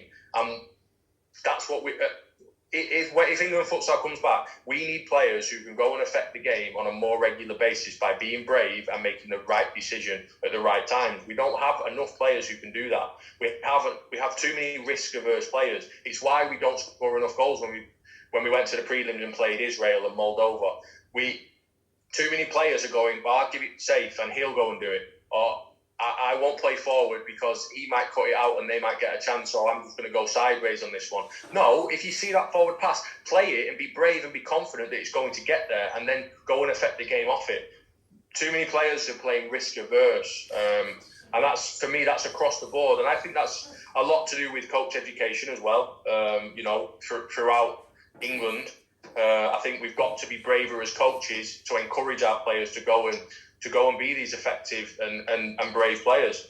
I think you're spot on with that. And you said there about you're a novice to coaching, but the way I study coaching, and the reason why I've started these podcasts is to learn so much more. And the people I've spoke to, ex-professional footballers, some of the best coaches. My old coach at Swindon Town, who then went into non-league, and he was the Chippenham Town manager for a long time in the Conference South. And you learn something off absolutely everyone. You said about the coaching badges in England, whether it's futsal or football. For the football ones, I see them as a tick box, because I still think they're a bit naive in what they coach. And for me, what you've just said there, I believe we've actually got a really, really similar opinion on how to coach and how to look at stuff. And it's very weird when I look at my dad, because my dad played a very, very high level of football, played for Bournemouth and Basingstoke teams down here. And he's very old-fashioned, so he will look at my team and go, but why are they so flicky and tricky? Why are they doing this? And we always have an argument, and then we've got a very different style because he's like that. And I was talking to Liam about him coming to futsal. He'd take me everywhere in the country for football. When I was at Swindon Town, we could play against Chelsea or Liverpool or Plymouth or Swansea or Cardiff, he'd take me everywhere, 3 4 days a week. It got to futsal, and he didn't come to the till about maybe the second season where we had that FA Cup game where we had 450 people in it. First time he came, and he came in and he sat down. You could just tell he's like, I don't want to be here. This ain't football. What the hell is this rubbish? And he absolutely loved it. He was like, something's always happening. And I was like, if you going back to futsal, if you can turn someone like that into someone who enjoys football, I can promise you, you will turn any person in the world, because he was against it by miles. And then after that, he drove me up to Manchester and watched me play futsal up in Manchester. And I'm just thinking, that is the dinosaur of, and you won't mind me saying this because I always rib him for it. The dinosaur. He didn't like the new style of coaching, because he's old fashioned, and he's obviously, my dad had me quite late. He's 66, 65 now. He's going to kill me for that. And he had me quite late, and that's his style of coaching. So, like you said, there's different styles, and he's of the old fashioned style. So moving on slightly, and I think this is probably one of, I mean, for me, your career has been incredible. I won't big your ego up too much, but looking, and I got into futsal late. I had no idea what I was doing. I fell out of love with football when I got released. I was in the academy the whole way through. Like I said with Mark Collier, at 14, they told me I was going to be a professional footballer. They said they were looking at a couple of players and you could be that one. And then me and my dad made a six-a-side team where we had 7 players. 6 of them then became pro, including James Ward-Prowse, who I still speak to now, and he's the captain of Southampton and plays for England, hopefully. And I sort of just fell out of love with it, and it wasn't jealousy or anything, because I think it's probably similar to what you all feel with Max. He's worked hard, he deserves to be there, and that's, if anyone ever asks me, "You jealous or whatever?" It's like, no, they worked hard. Whatever happened to me happened to me, and I think with you and with me, we've had that similar path of academy football and being almost let down and released and whatever it is. And I sort of got to when I got released at 16, and I really fell out of love with it, and it really hit me at 16. I mean, I've struggled in my GCSEs because I got released. I didn't turn up to school for 2 weeks. I was absolutely gutted. And when you put your whole life into something, like I did with Swindon, there was no plan B. There was no plan B at all. It absolutely, I mean, to be fair, it nearly ended. I'm not afraid to say it because I've said it before. It nearly ended everything for me. Simple as. And I mean, I was talking to my mum about it the other night, and I've never got over it. I'm 26 now, so that's 10 years ago. I've never truly let that go. And she's like, you need to put it in the box and you need to just forget about it. And I think this is why this is so important now. And coming from probably England's best ever futsal player, and me who's a coach and played academy football, blokes that are open enough to talk about this mental health issue that a lot of people wouldn't come on a podcast and do. I know this is important to you as well. What's your, I don't know, I need to word this right. Mental health has obviously affected you in a way. I mean, I've read certain bits and we've had certain chats about it. How close to your heart is mental health, and does it still affect you now? Yeah, 100%. It still affects me now. Not so much as it did a few years ago. I mean, I like I touched on before. I think when I got let go at 16, I think it affected me way more than I probably realised at the time. And like I said, you're going back 20 years there, and there was a stigma around mental health. And to be honest, it certainly didn't exist in kids back then.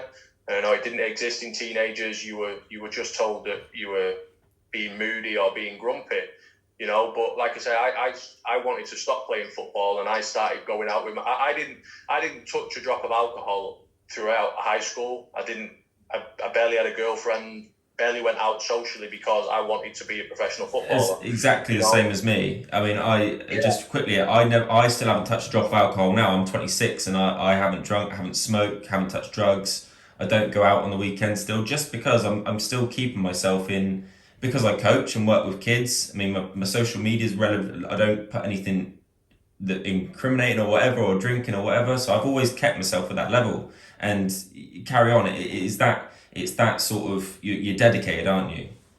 Yeah, and you know, I don't think you realise at that age like how seriously you're taking it, because obviously really your parents are kind of controlling that anyway, and you're obviously not supposed to be going out and drinking and stuff, but I think anybody knows that once you get sort of to the back end of high school, I mean, a lot of your friends are drinking, are smoking, they're going out, some are doing drugs, and whatever else is going on. There's a lot of distractions when you get to that age, and I ended up going to college, and my whole outlook had changed from somebody who was, basically sort of goody two shoes, teetotal, I want to be a professional footballer, to all of a sudden going to college, and every Friday and Saturday, my group of mates are going out, and I'm like, well, what's stopping me now? Why can't I go out? Not necessarily drinking loads. I didn't really drink until probably the second year in college, so I wasn't a million miles away from being 18, but I was still going out, getting a fake ID, trying to go to bars and go to clubs. And ultimately, that was kind of my way of escaping from the reality that I wasn't a professional footballer. And I was never going to be a professional footballer. And I like I say, I went to college and for all intents and purposes, just tossed it off, messed it up. Stopped going to lessons, was getting kicked out, parents were coming in, was going in the morning, doing registration and going and playing pool or going and playing poker all day, every day, and only going to certain lessons, And after the 2 years in college, I came out with a D and 2 E's. And it's like, well, can't go to university. So, my dad had to have a sit down with me and go, look, this is what you need to get a job. You need to figure out what you're going to do for the rest of your life, because I wasn't off the rails. I wasn't like out all the time and drinking loads. But the other thing that sort of impacted me is once I went into semi-pro football, like I was playing in Wales and we were doing a away trip. So we'd be down in South Wales maybe once every 3 weeks, 5-hour coach journey on the way home. I'm not far off being 18, and I'm travelling back with, old school footballers, because back in the day, in 2003, there was still a huge drinking culture in professional football, let alone in non-league football. So I was travelling 5 hours back with a load of lads who were just getting beered up, singing Red Red Wine on the way back, playing cards, gambling. And for me, all of a sudden at 17, I'm like, well, this is normal. This is what adults do. This is what adult non-league football looks like. And I just fell into the trap of doing that.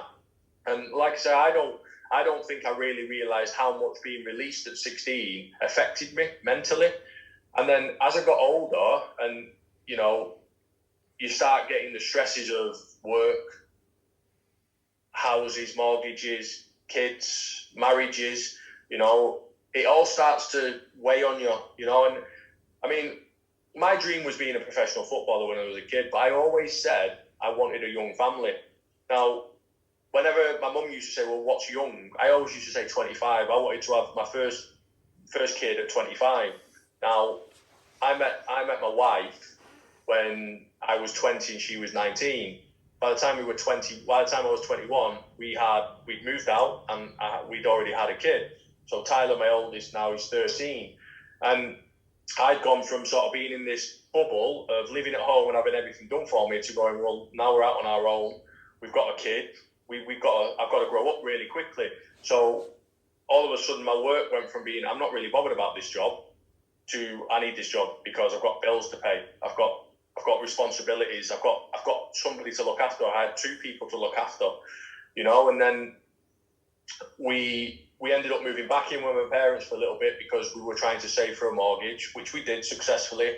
And as we signed on our first house, a 2 up, 2 down, as you kind of generally do when you first buy in, we got pregnant again, accidental, and all of a sudden, more responsibility, more weight comes on your shoulders, and I'm now working full time, and I have no choice but to play to play semi-pro football because we needed the money to pay bills, and I mean, it all then just kind of starts to weigh on you. Mentally, whilst I still enjoyed everything I was doing, the sporting side of it, the work and all the other responsibility, it all starts to weigh on you. And whatever age you are, it doesn't matter, how experienced in life you are, it can be hard. Times are tough and it affects everybody differently. And like I say, I think up until the last maybe 4 or 5 years, there's always been a stigma around men's mental health. And I still think there is now. I don't think enough people talk about it. I don't talk about it enough. I talk about it with my wife and with my mum and with my dad and with my family, but I don't have conversations with my friends about it. Some of them know that I still struggle. They know when I am because I'm moody and I'm snappy, and they can probably tell, especially when we were sort of in and around the sporting environments. You can tell when I'm not in a good place. I probably speak to Wardy or spoke to Wardy about more than most. In terms of the current England setup, I've kind of known him the longest, and he probably knows more about what I've been through over the last 5, 6, 7, 8 years than most do. And it is difficult because not everybody wants to hear it. You don't want to be bringing everybody else down. And,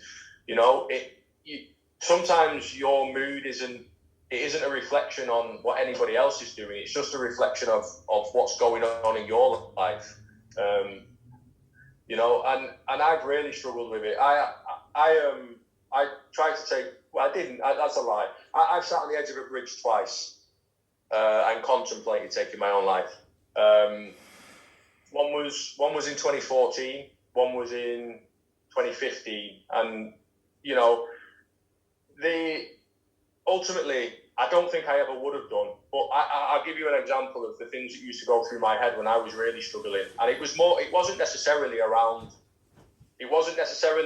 sport. It was around life in general, and I've always prided myself on committing to anything that I did. So I went through a period from a sporting point of view of playing non-league on a Saturday, Sunday league on a Sunday because my friends were playing it and I enjoyed it, to be fair. And then I was playing National League futsal on a Sunday afternoon. So physically, like by the time Monday came around, I was pretty beaten up. And I'm pretty battered, and ultimately that's why my body's picked up so many injuries in the later years. But then on a Monday morning, I'd get up tired, I'd go to a job. I'm still in it now that I don't particularly enjoy. I've been in the same I've been in the same company for 16 years. I've progressed through it, and I enjoy it from time to time, but it's stressful. You're dealing with people who don't care about you, who don't care that you might be having a bad day. They just want something doing, and if it needs to be done, it's got to be done. They don't care about what's going on in your own life. So it can take its toll. And then, like I say, I've got 4 kids, but throughout my life, I've had 1, 2, 3, 4 kids. We've moved house a few times. Money's been tight at times.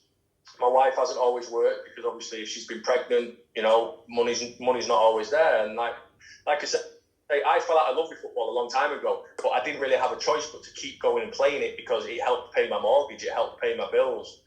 And I knew I was getting bad when I was picking fights with anybody and everybody. I remember having a fight when I was at Northwich Vicks in the early months. So you'd have been talking the back end of 2014, and I picked a fight with a guy in the showers, and we ended up pushing and shoving in the showers, and it was over nothing.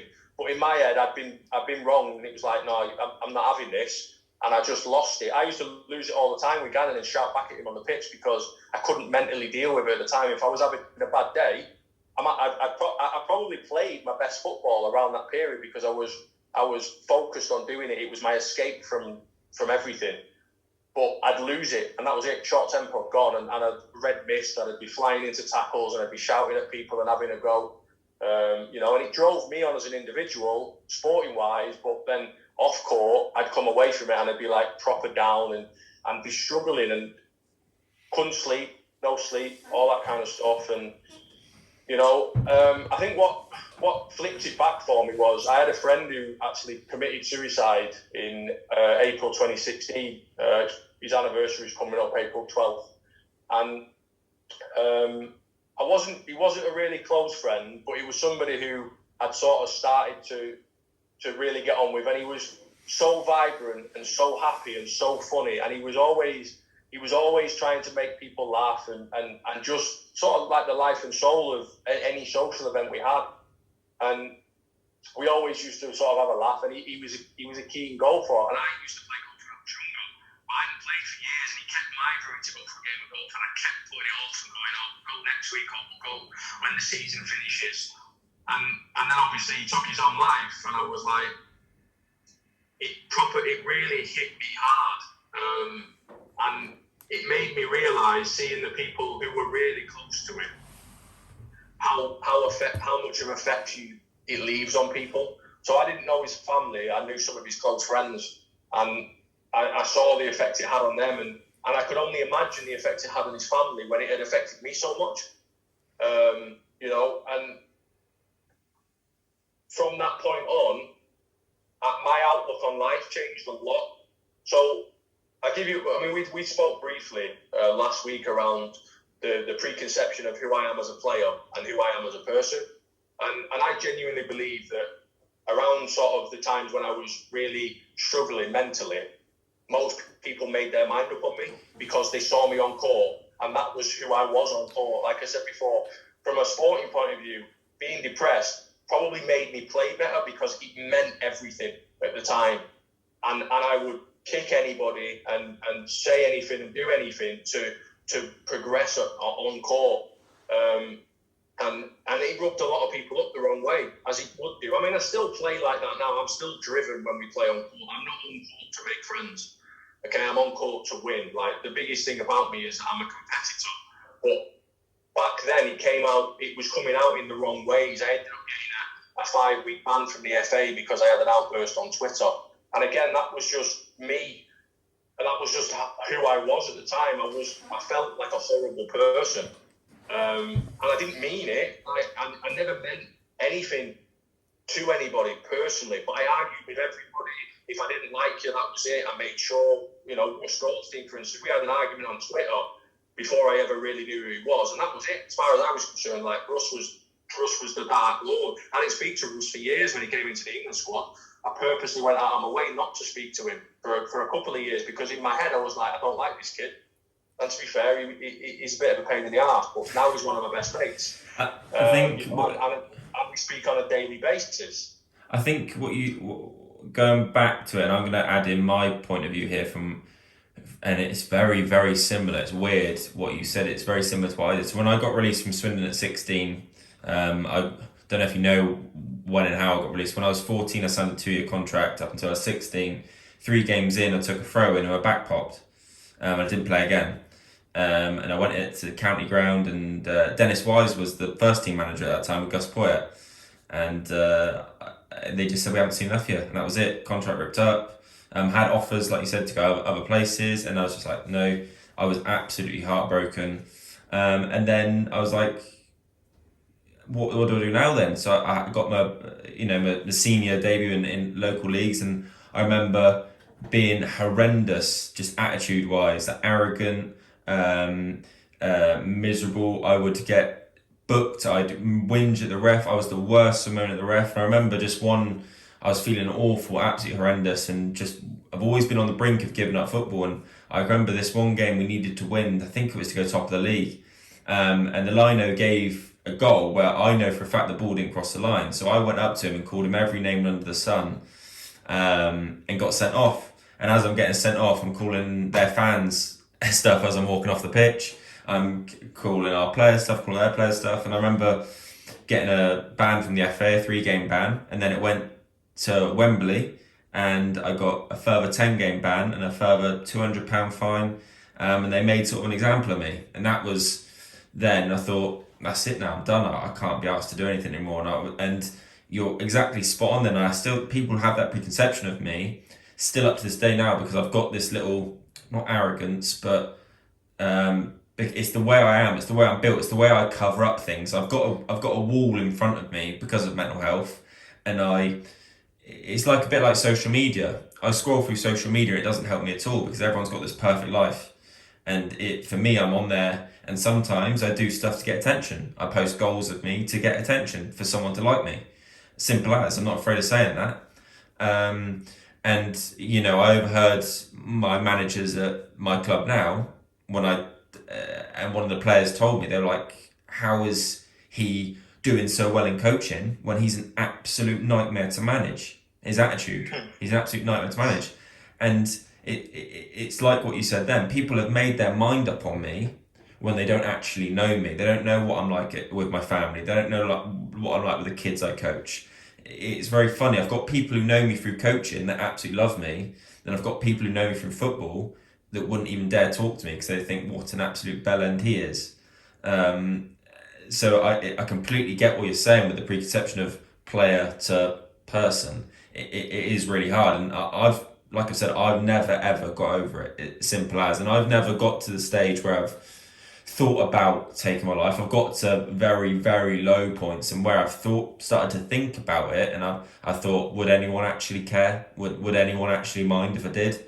And I think it's when people have said stuff about my two nephews where I've gone, actually, I'm being a twat here. I've got people who look up to me, and it would devastate people, and there's points where I've I mean, got sorry. so there's points where I've just left the house in the middle of the night and gone and parked in a car park somewhere, even maybe more recent than people would believe, just to get out, and I'm ignoring calls at 4 o'clock in the morning and stuff like that. And people don't know that about me at the minute, but the people don't know what's actually going on, do they? No, of course not. And like I say, the social media is great for support, for showing wider support for things like mental health and other things that are going on.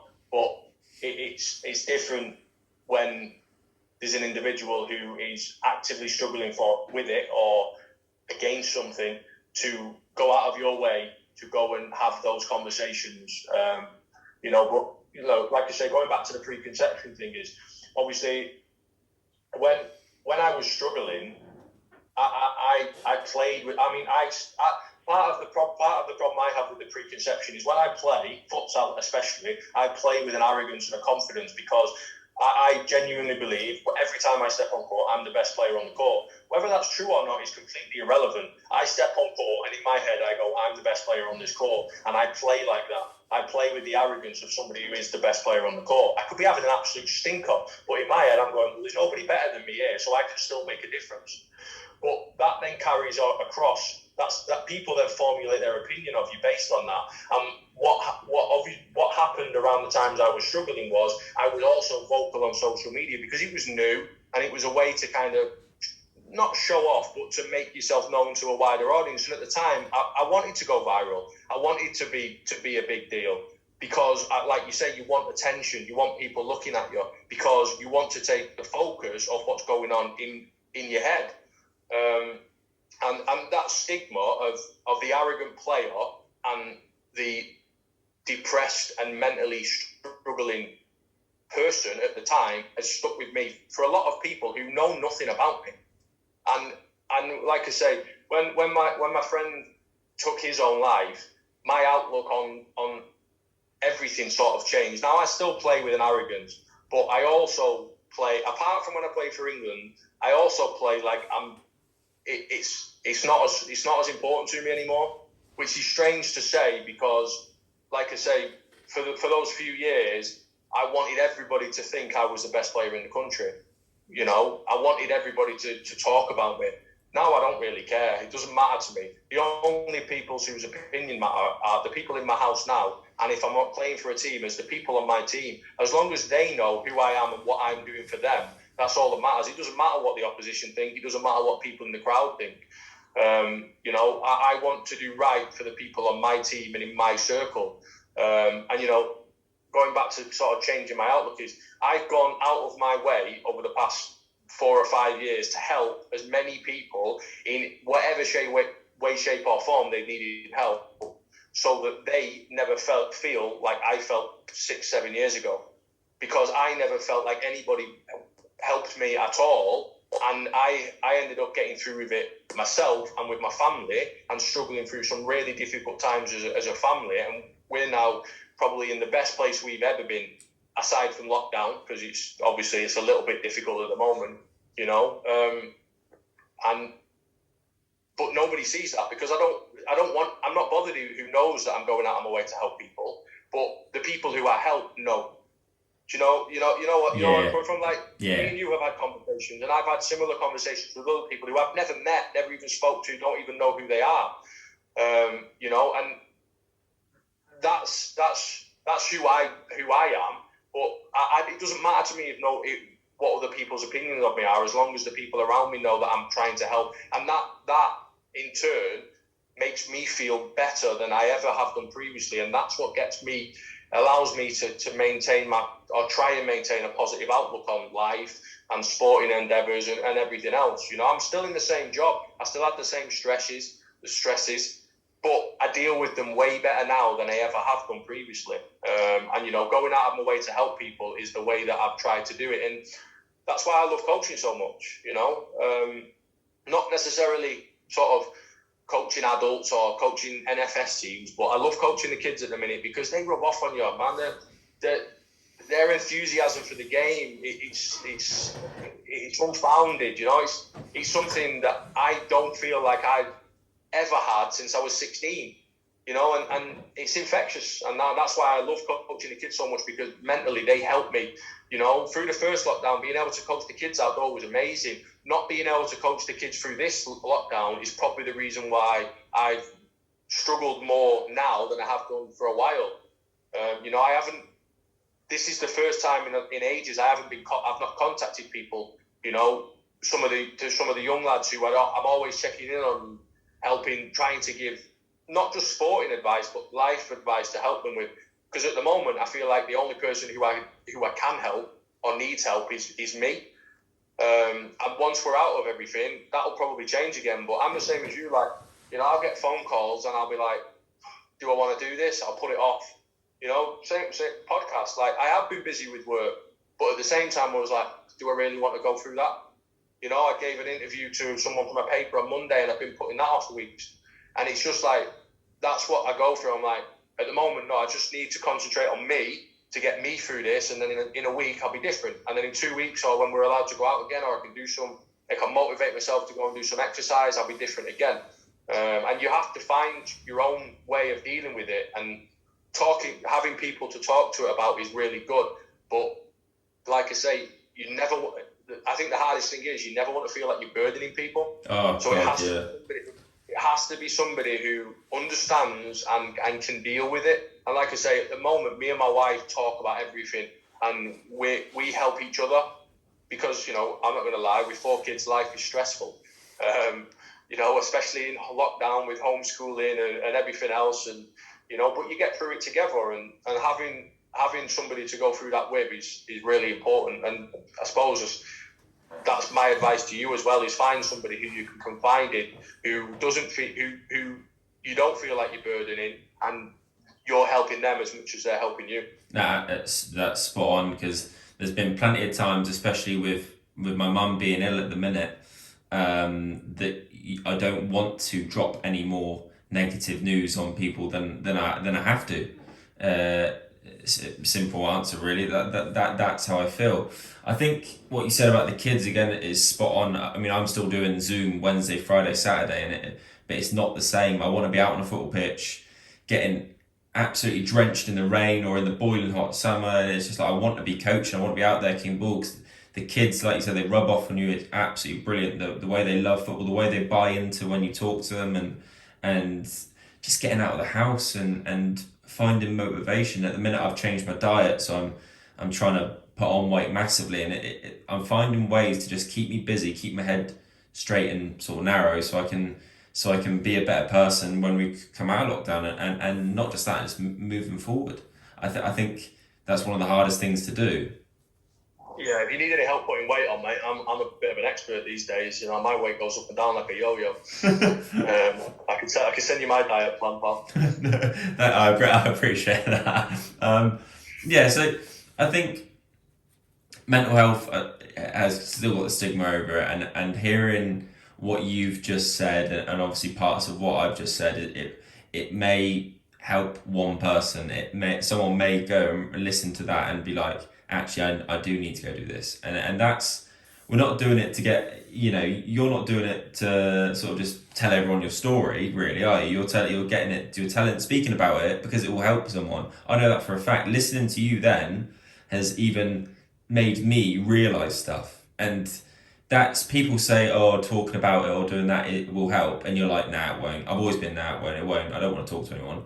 But literally talking to you then for that sort of half an hour bit we've just done has made me realise stuff that I might not have realised before. And it is so true. You can't put stuff like this off. And I don't know an awful lot of mates that have gone through mental health stuff. I'm not going to lie, I really, really don't.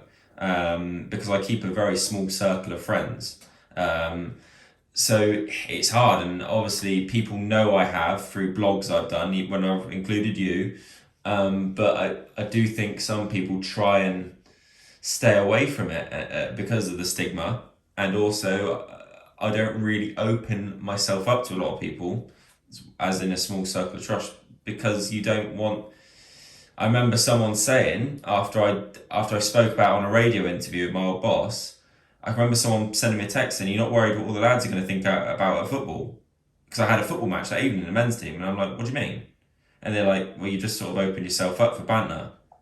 And I'm like, "But I just spoke about depression and mental health. They're like, what have I done wrong?" And that's 2 years ago. So, and people say there isn't a stigma anymore, like you can talk up about it. I mean, that showed that there is. And I thought after that, I was like, should I really be talking about mental health? So it is really hard. But I think what you've done there, and the bravery and the honesty of what you've just said.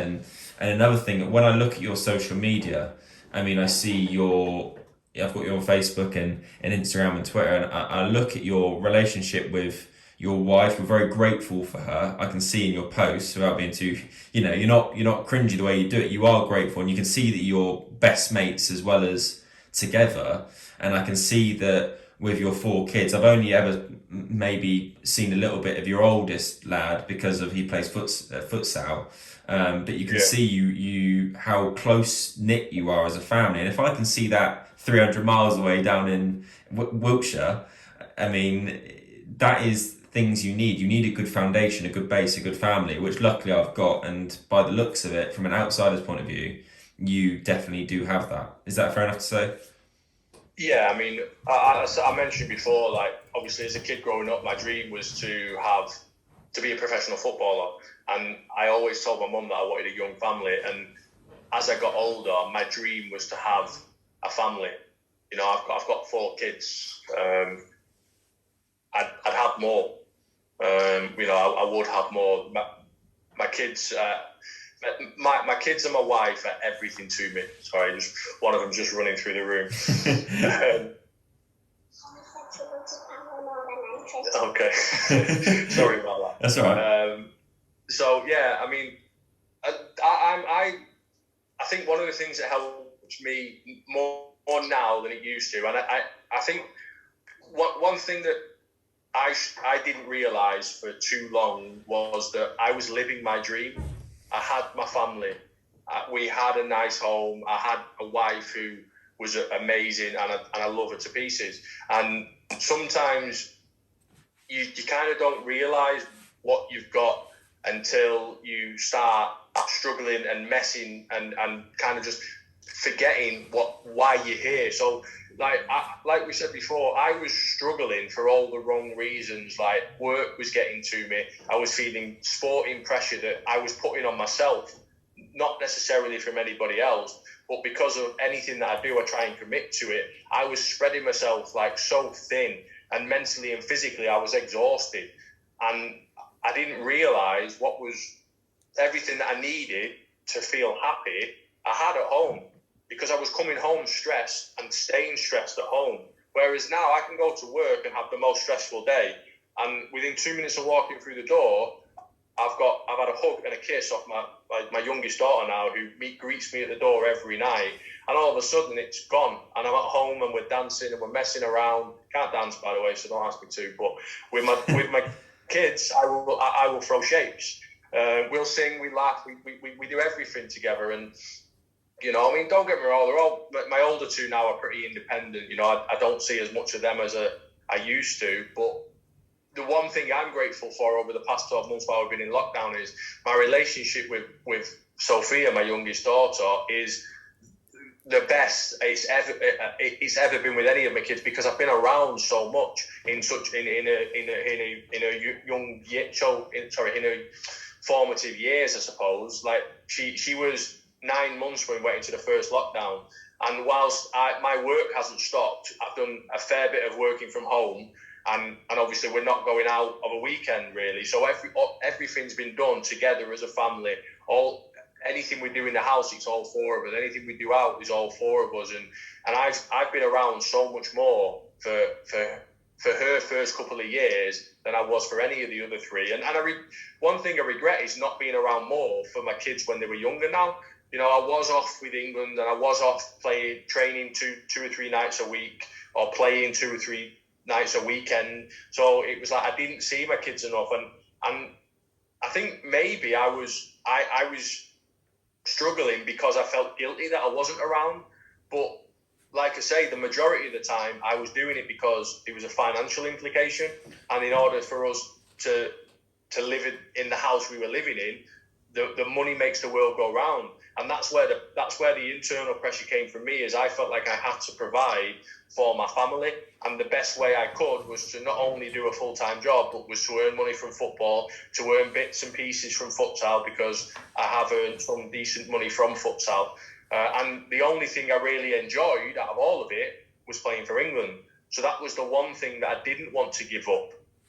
And obviously, ultimately, that's the biggest commitment, because you're travelling away, and that's the one thing I never wanted to give up. But yeah, my circle or my family is the most important thing to me in terms of maintaining a positive outlook on life, and getting from day to day. You know, and I'm living my dream now, and I've lived it for the last however many years, 15 years. I just didn't realise it soon enough. So yeah, you're right. Like having them around me is key for me. I saw a picture as well on your social media. I've been stalking you a little bit just so I could. I mean, I know enough about you anyway, because we've had the other going back quickly. The other thing I'd say about Stuart, and I'm going to call him that his name, because when I started playing futsal, I looked, and obviously Salisbury, Bally hadn't really started playing for us yet, and I sort of thought, you know what, I actually really want to play this game, because I felt like I love football, and futsal just gave me a buzz that football didn't. Salisbury always played in front of a lot of people. We did, because of the kids setup they had, and when we played against you and Liam and Ryan Medina, I sort of was like a little bit starstruck because of how quick it was, but because of how good you were, because of I've been told and watched clips of you and followed you on social media, that I thought, wow, I'm literally playing against Premiership level futsal players. That you, for me, were like the top Premier League. That's just where I saw it. I saw futsal as an elite sport. That's in my head. I was like, this is the top league in the country. I have to treat it like that. And when we played against you, I remember after I sent you and Liam both a message and just put where can I improve, and I'd paused on your message to send it, and I was like, he ain't gonna reply to this. He doesn't give an absolute shit who, like, he wouldn't care, because when I played against you, I just remember you wanted to win. Like, I sometimes would crack a joke or something with one of the players. I remember saying to Max Kilman, like, he wouldn't let me get a sniff because he was so big, and I sort of made a joke, and he sort of laughed back. And I remember playing against you, and you sort of were just so straight faced and just wanted to win. And I thought, do I send this message? And I sent this message, and you came back with, I don't know how many paragraphs of writing, willing to help someone like me who is new to futsal that you didn't have to do. So there's a story on you and Liam, and I'm forever grateful, because you two taught me stuff about futsal that you probably didn't know you did. And I'm really, really, really grateful. So the preconception of you is actually, there's a testament to say how different it is. And then going going on to back to the your family side of thing. I saw a photo on social media of when you played for England and you had your whole family there, and I think your oldest was in an England shirt. How proud of, it might have been your oldest, but how proud of a moment, it was just after you played a game, you had a photo of them. How proud of a moment Yeah, was that for you? it was the Germany game. That was actually the last game I played for England because I got injured a week later playing for Bolton. When we were talked about proudest moments before, in terms of achievements, it's the Lithuania qualification. But in terms of an individual one, that was my last England game ultimately, and my wife and all four of my kids were there, and I walked out with my daughter and my youngest son, and my eldest son walked out with Germany because he was part of the Bolton mascots team. But that's up there as a little bit of a personal sort of proudest moment, was to have all four of them there. I mean, I remember shortly after, I think it was around 2016, no, maybe a bit earlier, maybe late 2015, where my wife and my two eldest, Tyler and Paige, came to watch me. And I think it was the first time Paige had been, and first time Claire had been as well. And we played Poland, and it was at the time where I'd probably just accepted all the issues and mental stuff that I was going through. And I remember just before kickoff, I was stood there and I was tearing up because I felt like I had to go into that game and play really well, or just make them proud because they were there watching. And I had the same feeling the first time my dad came to watch me. I remember just thinking to myself, this is it. I've got to make my dad proud today. And having my family there has always been a huge thing for me. My dad's travelled to up and down the country to watch me in futsal and football. He's never travelled abroad. But then again, he hasn't got a passport, so that's a bit difficult for him. A bit like yourself, my dad took me everywhere when I was a kid. He travelled anywhere I needed to go. He took me. I mean, I didn't pass my driving test until I was 21. Bearing in mind, I was playing in Wales from being 17. He took me 3 times a week to Wales to play football. Same age as me. I passed. Yeah. And I'm forever grateful for everything my dad did for me, and he is one of the most important people in my life. Part of the reason, I mean, I like tattoos. I don't have any tattoos because my dad doesn't like them, and I think it'd be a sign of disrespect to get one when my dad doesn't like them. And that's kind of just.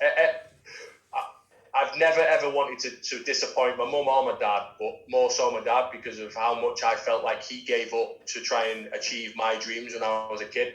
So when I was struggling mentally, part of the reason I probably kept it quiet was because I didn't want to disappoint him. And ultimately, when we started speaking about it, it turns out that he has the same struggles as me. And now he's one of the people I speak to, and he's one of the people I go to when I'm having a bad day, and we get through it together. But if I hadn't ever spoken about that, I wouldn't ever have known that he struggled like me as well. So yeah, like having my kids there that day, and I suppose I'm fortunate that I got to play in those games. Otherwise, my youngest daughter would never have seen me play. And granted, she knew nothing about it. She was 5 months old. She looks like a little pudding on the picture. I know which picture you're talking about. It's actually on a canvas in one of the rooms, in one of our rooms. But yeah, like having them come and watch you play for England, especially because England meant so much to me. Certainly, like I say, when I first started, it felt like it was a bit of a laugh and a joke and a bit of a game of five-a-side. 12 years later, playing for England and futsal had completely taken over my identity. Certainly in a public sort of capacity anyway. So yeah, having them there and being able to watch my final game, and I played well. I got a couple of assists, to be fair. Could have done with scoring one of the bangers that Liam scored in those games. But yeah, having them there is always a proud moment. Moving on slightly, and we spoke about this, we've touched on this obviously. You've now sort of gone into coaching a little bit. I mean, I coach a lot. I absolutely love coaching. And you said about the relationship with kids and the fact they rub off on you. How much has gone into coaching, improved your or helped the way you are, and how much have you learned going into coaching? Like I said before, I still consider myself to be a complete novice, really. I've got level 1 coaching badges, and that's it. I mean, partly because there's been no coaching badges for the past 12 months anyway, and unfortunately for me, it doesn't look like I'll be able to do any futsal coaching badges for the foreseeable future. Certainly not through the English FA. Part of the reason I didn't get into coaching futsal earlier was partly due to time. Like I said, I've got a pretty busy and hectic life as it is with 4 kids and a full-time job, as well as trying to play club futsal and for England. So committing more time away from my family was not something I wanted to do over the last few years. The whole reason I stopped playing football was so that I could be at home more, not less. And I also know that coaching is, like I said before, I consider it to be an art in itself, in that just because I've been a good player at something and I've got knowledge doesn't mean I'm going to be a good coach. I don't want to disrespect coaching. I want to spend the next few years learning how to be a coach, how to be a good coach, and I've probably been doing it for about 18 months, obviously on and off a little bit with the last 12 months with COVID, and I can definitely see the improvement in terms of delivery, and I've had some conversations with other coaches. I've spoke to Juan at Pro Futsal a few times, and obviously I speak to Neil Lucas and stuff, and just picking brains on how to get from A to D without skipping B and C, because I think it's relatively easy to think that playing at a high level and having what I think is a reasonably good understanding of futsal, but without skipping over the bits that actually get you there, the progression bits. It's easy to go from, well, this is 3-1 and this is how you play it, but what about all the bits in between? The individual stuff, the game of two, the dualities and all that kind of stuff. It's easy to expect people to know that, but obviously working with kids, which I do, which is what I'm doing. I generally work with the 12s, 14s and 16s at Bolton. Mick does the younger age groups, and I've obviously done a little bit with the senior team and the development teams. I really enjoy it. I go through stages, and I think it's partly because I still see myself as a player, whereas I'll get consumed by coaching stuff.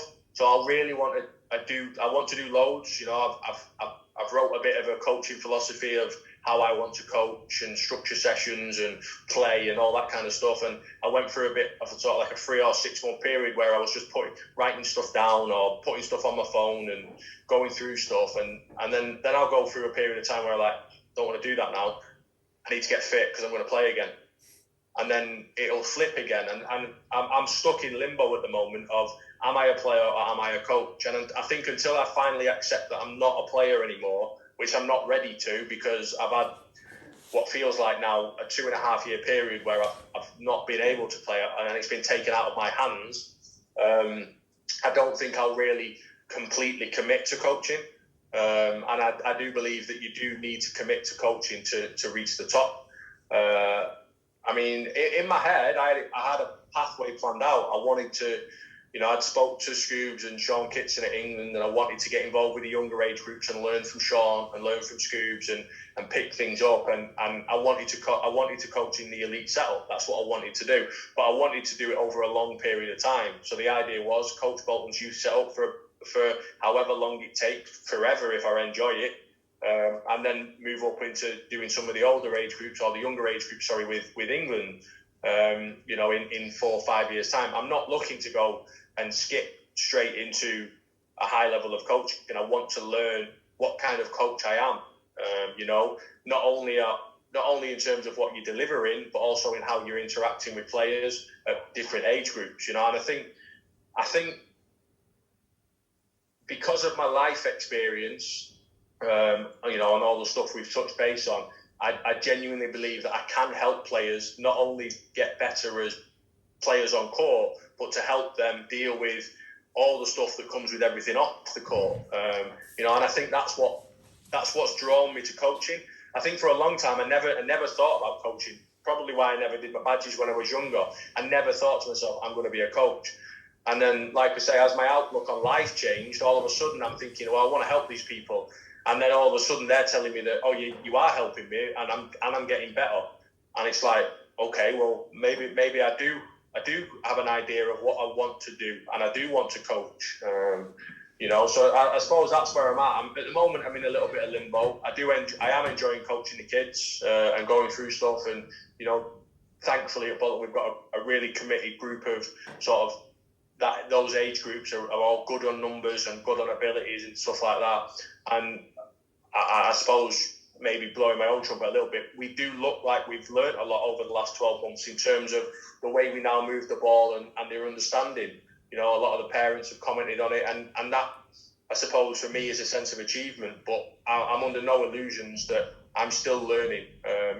As arrogant as I am as a player, I am the exact opposite as a coach. I mean, I've delivered 4 or 5 Zoom sessions to a group of kids between the age of 10 and 16, and I've been more nervous doing those than I ever have stepping on court to play for England. I know exactly what you're saying. I know exactly. It's funny. It is weird. Sometimes you have to humble yourself as a coach, because there's times where it will just go wrong, and it's how you recover. There's been plenty of times where when I started coaching, and obviously I've got my own coaching business where I do one-to-ones, and it's I'm lucky enough to work with loads of kids in academies, football obviously, and then I work down for a company down in Southampton that are in the JPL, which is sort of in between grassroots and academy level, and my under-12s are down there, and you need to, and I'm still learning. I've been coaching. I started off actually when I was 16 coaching cricket, because I've also played cricket to a really high standard, and there's parts of that help me as well. I would say that to coaches, maybe go and look at other sports, because there's bits you can take. And then I coached in schools. That really helped me. Coaching is, you have to be in it for the long haul, like you said, and you have to, I've really chucked myself into learning as much as I can. I've had conversations with Radi Jaidi, if you don't know who that is. He used to play in the Premier League with Birmingham and Bolton. Obviously, he used to play for Saints, and me and him had about an hour on Zoom, and he helped me set up my plan of where I'm going to go and what I'm going to do. And because I coached his son, I did one-to-ones with his son, and he was so helpful. And Joe Tessum, ex-Southampton, spoke to him today just as a mate, and I've got a pathway set out, and I'm ready to differ at whatever angle it goes, but I'm in it for the long haul, and I think that's the important thing. The one thing I wanted to ask you about coaching is, do you coach your son at Bolton? Do you coach him? Yeah, I do. Yeah. How is that? How is that for you? Because my dad used to coach me when obviously very, very young, and there's certain times, even still now, when he comes and watches me play, where I'll just give him a sneaky back at I'd shout back at him, or I'd tell him to do one, or I'd tell him to go somewhere. Me and my mates have always got a running thing that me and my dad kill each other on match day. He's not my dad on match day, simple as. So what is it like for you coaching your lad? Well, I'm like you. My dad coached me. Obviously, he coached me a lot on one-to-ones throughout, up until I gave professional football. Well, I fell out of the professional game really, and we argued a lot, probably around sort of 13, 14, because it was at the time where I was like, I felt like I was doing too much, and I didn't want to do it. But looking back now, he knew that in order for me to make the next step, I had to do more than everybody else. I had to be better than everybody else. But I always felt like the reason I almost rebelled against that. So like I was finding reasons not to do it, and whereas if he'd have maybe done it slightly differently, or we'd have met somewhere in the middle, maybe that could have made the difference. So I've tried to do that. I've tried to probably learn from that with Tyler and not push him too much to do everything. So he obviously wanted to be a professional footballer, and up until when we moved up to Wigan, he was training with Everton in their development setups and stuff like that. And when we moved here, it was a 45-minute drive to get there, and we were doing it on like a Tuesday night, bearing in mind he was like 9. And after about 3 or 4 weeks, he sort of said to me, "I'm not enjoying this, Dad."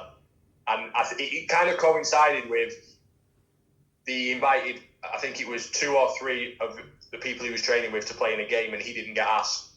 And then a week later, on the travel back, he was like, "I'm not enjoying this, Dad." And I knew why, because we were traveling sort of 45 minutes to an hour to get there. He'd train for an hour and a half, and then it'd be 45 minutes to an hour home, and then he'd have to go to bed.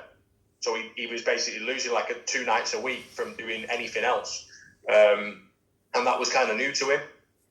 So I just said, "That's fine, no problem. We'll leave it. We won't go back." So then he was playing in the JPL and a few other bits and bobs. And he's a good player, don't get me wrong. He's got way more natural ability than I ever had as a kid. He glides past people without even trying. I've always maintained that I have to do a skill to beat people. I can't just drop my shoulder and be gone. I haven't got that in my locker. But Tyler, he'll pick a ball up and he'll just drift through 2 or 3 players, and then he's out on the other side, and you're like, he's not done anything other than just sway from side to side. But he doesn't. He's not really got a work ethic. He doesn't want to go out and do extra. He doesn't want to go and do running. And so I haven't pushed him. And he prefers futsal. So I've said, fine. So about 18 months ago, after about 2 years of not really taking futsal too seriously, he said, "I just want to play futsal. I just want to play futsal. I don't want to play football." So I just said, "That's fine." I said, "If you change your mind, let me know, and we can get you back in a team." In terms of coaching him, it's difficult because he feels every time I say his name, he hears it. But what he doesn't hear is every time I say somebody else's name. So he feels like I'm constantly saying stuff to him because he only ever hears his own name. He doesn't then register when I'm talking to other kids or giving advice to somebody else. He just hears every time I talk to him and thinks, "Oh, he's talking to me again. He's talking to me again. Why is he having a go at me? Or why is he talking to me? Or why is he correcting me?" Do you think he understands that you're Stuart Cook, the England international futsal player that everyone knows in the futsal scene, and that's done that's travelled the world playing futsal? Do you think he knows? Because obviously the other parents in the teams must know. I'm not trying to big you up here, but you have played for England. You've wore the England shirt more than enough times. Do you think he realised that? Obviously the other parents do. So. I think he does, but what you got, I suppose, what's a bit different for Tyler than maybe somebody else is that I've always been that. Do you know what I mean? So yeah. he's used to it. It's not something new to Tyler. So I've been an England international since 2009. Tyler was born in 2007. So from at any point that he's known or been able to remember, I've been an England player. So it's completely normal to him that people talk to me about that, or he sees me playing, or he sees the videos. A lot of like I said before, a lot of the stuff that we posted online, I posted because he was like, "Oh, that's sick, that'll go viral." And I'm like, "Right, okay, so we'll post it." And like before, you get a bit of attention, and it's great. It doesn't really matter to me now. Like I said, I went through a bit of a period where thinking, yeah, it'd be nice to get followers and stuff like that. Whereas now I'm like, doesn't matter to me.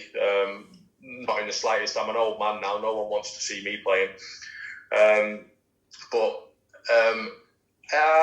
don't know if he realizes. I don't know if he's bothered. You know what I mean? He's 13 now. He's a cool kid. He's his own player. He's my favourite player. I love watching him play. But to sort of touch on in terms of the coaching stuff, I pointed something out to him when I was doing one of the Zooms the other day. In that he thinks when I'm correcting him or telling him to do something that I'm having a go at him, when I'm trying to get the best out of him, because he can be a really good player, and he is a really good player. And when we were doing the Zooms the other week, we were doing some stuff on positional play and sort of the 3-1 sort of formation in futsal, and I was pointing things out to him that he's now doing naturally, whereas before, when he used to think I was always having a go at him, he was like, "Well, I don't want to do that. I want to be here. I want to do this." And now he does things naturally, and all his good clips come off the back of things that for the last 18 months we've been working on.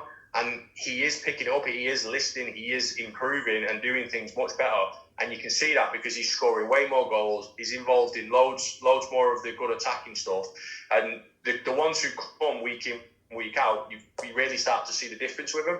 And I showed him the videos, and he was like, he thinks he's dead cool, but he can see where he got a little bit chuffed that he was pointing it out, and he's noticed that he's learned stuff without really having to actually think about learning it. He's now doing it naturally. So yeah, he's, like I say, he's my favourite player without a shadow of a doubt. I love watching him play. So last question on Tyler: is he taller than Liam? Not far off, same shoe size now. Brilliant. I've told Liam I want a number 8 shirt for Tyler to wear next season. Absolutely. I mean, little bit on Liam. Liam's absolutely flying it, Lee. I mean, I'm gonna say it's because of my podcast. We did the podcast, and he's skyrocketed since then. So it can only mean good things for you. I mean, just wait and see what happens to you in the next few months when football and futsal. Like, you never know. I mean, I feel like I've given you a push here. You got to make the most of it. I look forward to the come up then. I could do with a little bit of good luck, mate. Flipping out. Yeah, no. A couple of years.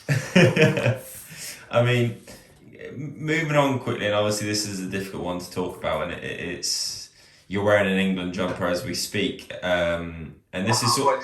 You didn't have to out me like that. So sorry, he's not wearing an England jumper. All my loungewear is England branded. Mate, if I played for England, all I'd wear all day was an England shirt, so there's nothing wrong with that. It's a difficult one. I've spoken about it with Liam. Everyone's had their bit to say on social media.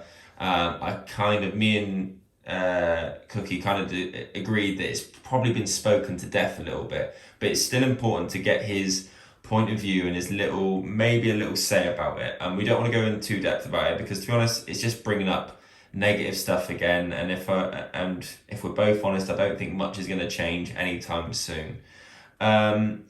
So a quick chat on it, and you can go from whatever angle you want, whether it's towards the FA or towards the England team.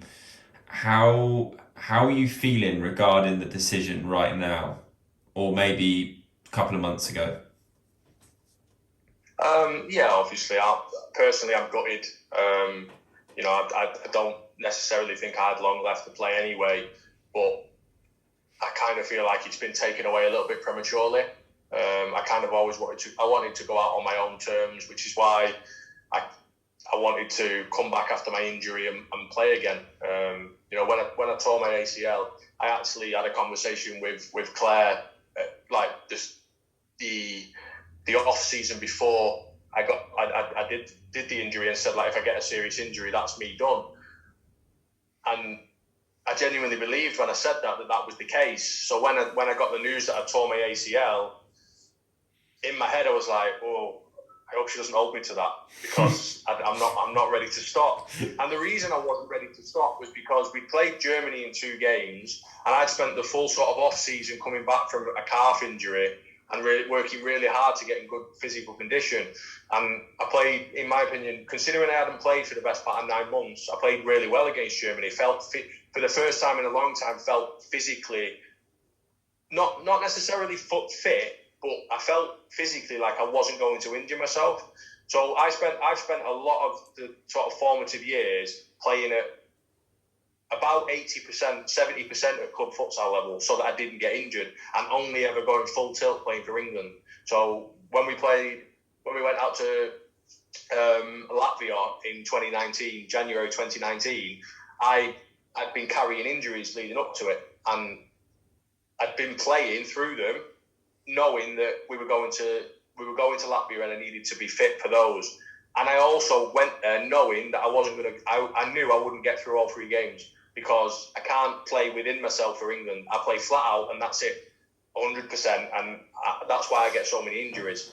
So I got through the first 2 games, no issues. They weren't particularly strenuous, and the 3rd game was Latvia, and we had to beat them. And we were losing 1-0, and my calf, I completely tore my calf in the start of the second half in a bit of a 50-50 tackle. So I kind of knew that was going to happen. And I felt like at that time my body was failing me. Whereas when we played Germany, after a proper season of looking after myself and following programs and rehabs, played Germany and felt in the best condition I had done for probably about 5 years. So when I did the ACL a week later, I didn't feel like it was my body failing me. I felt like it was an accident, an unfortunate accident. So I wasn't mentally ready to accept that was me done. So going through 12 months of rehab and 3 surgeries to get back to where I was when England decided to drop everything, it was a huge bitter pill to swallow. Now, obviously, we got the news that they were going to scrap the team, but still go to Macedonia. So in my head, I was like, at least I get to play again. I can deal with going to Macedonia as long as I'm fit and selected. Then I'll go to Macedonia and that'll be it. Or we'll win and we'll get another chance. And we've got a chance to fight for it. And then when we pulled the plug on Macedonia, I'll be honest, he pulled the plug, I think it was like October the 23rd. And we're now, March the 10th? I've done 2 training sessions since then. Actual training sessions. I did 1 game of 5-a-side with some middle-aged men who had struggled a little bit mid-December.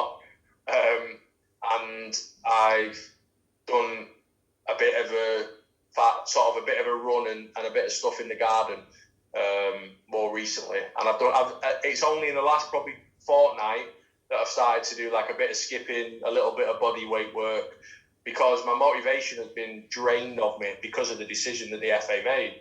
And that's just me as an individual. The other side of it is that all the people I've spent the last 3 or 4 years trying to help become England internationals have just had it taken away from them.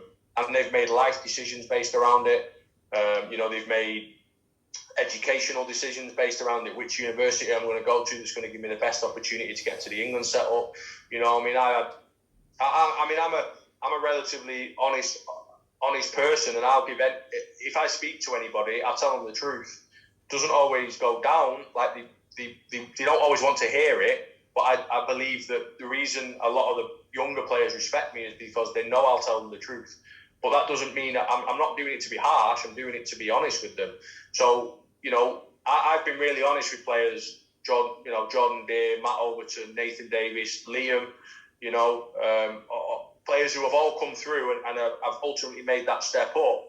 That bit of honesty has helped them go away and get to where they've finally got to, or eventually could have got to. And to have it taken away for those players, for me, was as big a blow as it was to me as an individual. And then on top of that, like I say, my own son, his dream was to play for England, futsal, because he no longer enjoyed football. I'm coaching a load of kids who all want to play for England futsal, and it's like they've all had it taken away from them. And for me, I think that's the hardest thing to accept, is that for me, what will be maybe a 3 or 4 year period where there's no England team, is basically going to miss. It could potentially jeopardise a generation of kids who love futsal, who might not get that opportunity to play for England, because it might bypass them depending on how long the team is gone for.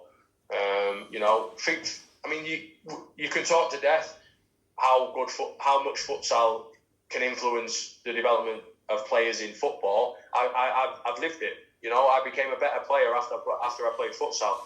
Part of the reason why I remotely earned good money from football and played at the level I did comfortably was because I got better when I played futsal.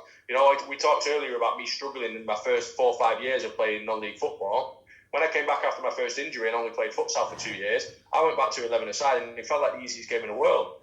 I mean, and don't get me wrong, I never pushed myself to play higher up the divisions, but I'll give you an example. 4 years after playing futsal, I got asked to go and trial at Crewe Alexandra, because they were watching me play and they felt that I had the technical ability to go and play in a higher division and play in a club of their philosophy, in terms of the way they play football. Ultimately, I turned it down because it made no financial sense to send to me and my family. But I know exactly what futsal can do for you as a footballer. It can improve you tenfold without you even realising. That doesn't need to be argued. like I say, the really disappointing side of it is the short-sightedness for the individuals who have committed to futsal as a sport based off the back of what the FA put in their fast forward with futsal strategy. And that's just from a playing point of view. There's hundreds and hundreds of coaches around the country who have been pulled off courses, or have had courses cancelled, or have had pathways taken away from them because they can't coach them. They can't do the coaching badges, myself included. Like I say, for me, it's really short-sighted and really disappointed. But unfortunately, the FA are a law unto themselves at the moment. Yeah, I think... Doug Reid's best efforts. Because, I love Dougie to pieces, but he, in everything that we tried to do as a squad, nobody put more effort into it than Doug. And he's a really knowledgeable person, and like I say, he went above and beyond what any of the players needed to do. There was a few of us who helped him, but like I say, he's still banging that drum now. He's committed to the sport more than anybody I've known. And like I say, I think it's players and people like Doug who have probably feel it the most, because of the commitment that he's given to the sport. But yeah. No, I think it's a difficult one. I was actually going to ask you about your son, about what his dream was, and you said it's to play for England. I think the shut off to the younger generations is one of the things that annoyed me the most as well. You've all set this pathway.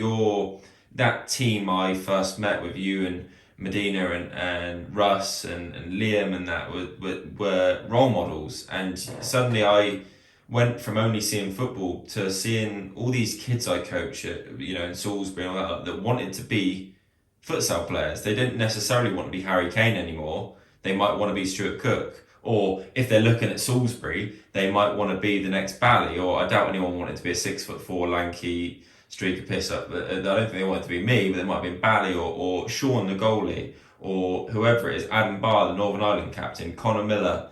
And then you lot come and play against us, and suddenly the crowds come in because it's you, and you've given all these players the dream that they could actually go and play for England, and then suddenly that's been taken away from so many kids. That's the bit that was for me frustrating for the most, and like you just said, it's almost killed it a little bit for the younger generation, because sort of what do you do now? And we'll come on to that next question now. What sort of advice would you give the kids for wanting to be the next Stuart Cook, the Liam Powellman, the Medina, the England captain? Because shall they stay in futsal is what I'm saying. Yeah, I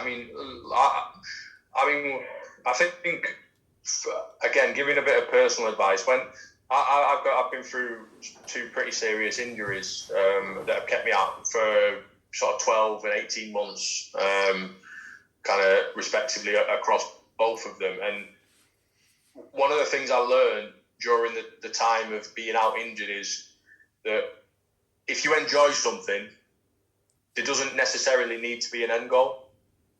There doesn't necessarily need to be a final destination.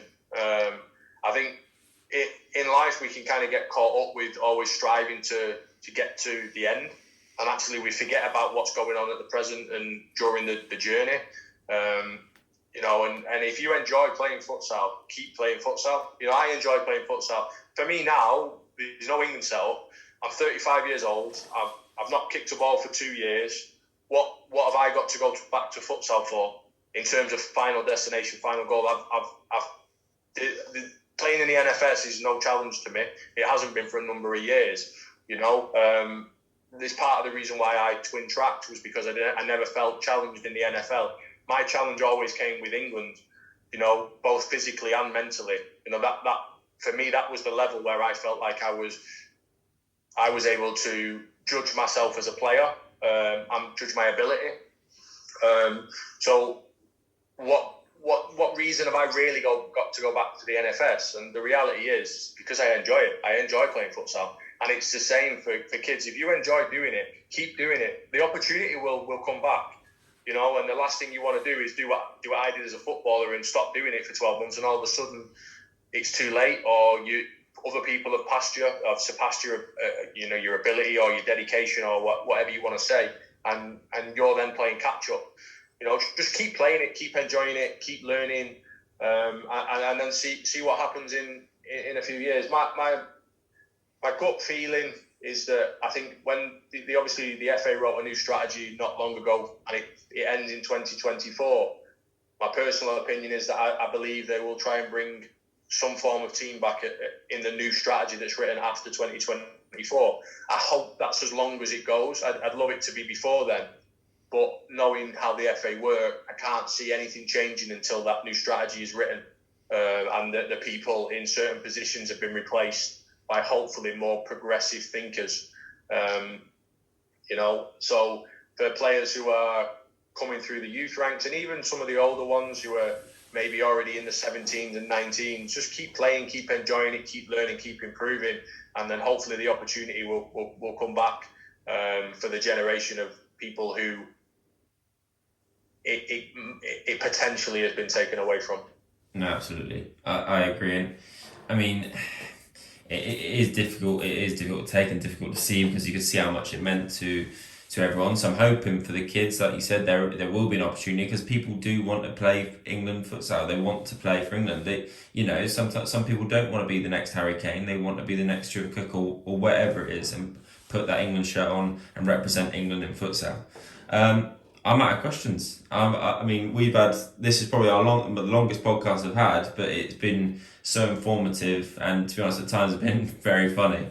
So I really, really appreciate your time. I'll end the podcast and I'll say bye probably after, but thank you for coming on. I know, obviously, like you said, you had to do when time was right for you, because of the way things are at the minute, and I completely appreciate that. And I also appreciate that you've probably got a wife there and 4 kids, and you've just spent an hour and a half, hour 45 talking to me on a podcast. You've probably saved me from them, to be honest, mate. But no, I've enjoyed it, mate. Like I say, I'm as sort of confident and arrogant as I am when I'm on court and stuff. I'm a little bit of an introvert in I suppose in public speaking. It's part of the reason why I'm probably a little bit nervous to go into the coaching world, because I know that at some point, there's public speaking involved, there's giving group sessions, all that kind of stuff. They're going through your badges and trying to progress through that. And like I say, as an introvert, that's something I have to get over. But I've enjoyed it, mate. It's been good. It's been good to have a catch up. No, spot on. Well, thank you very much.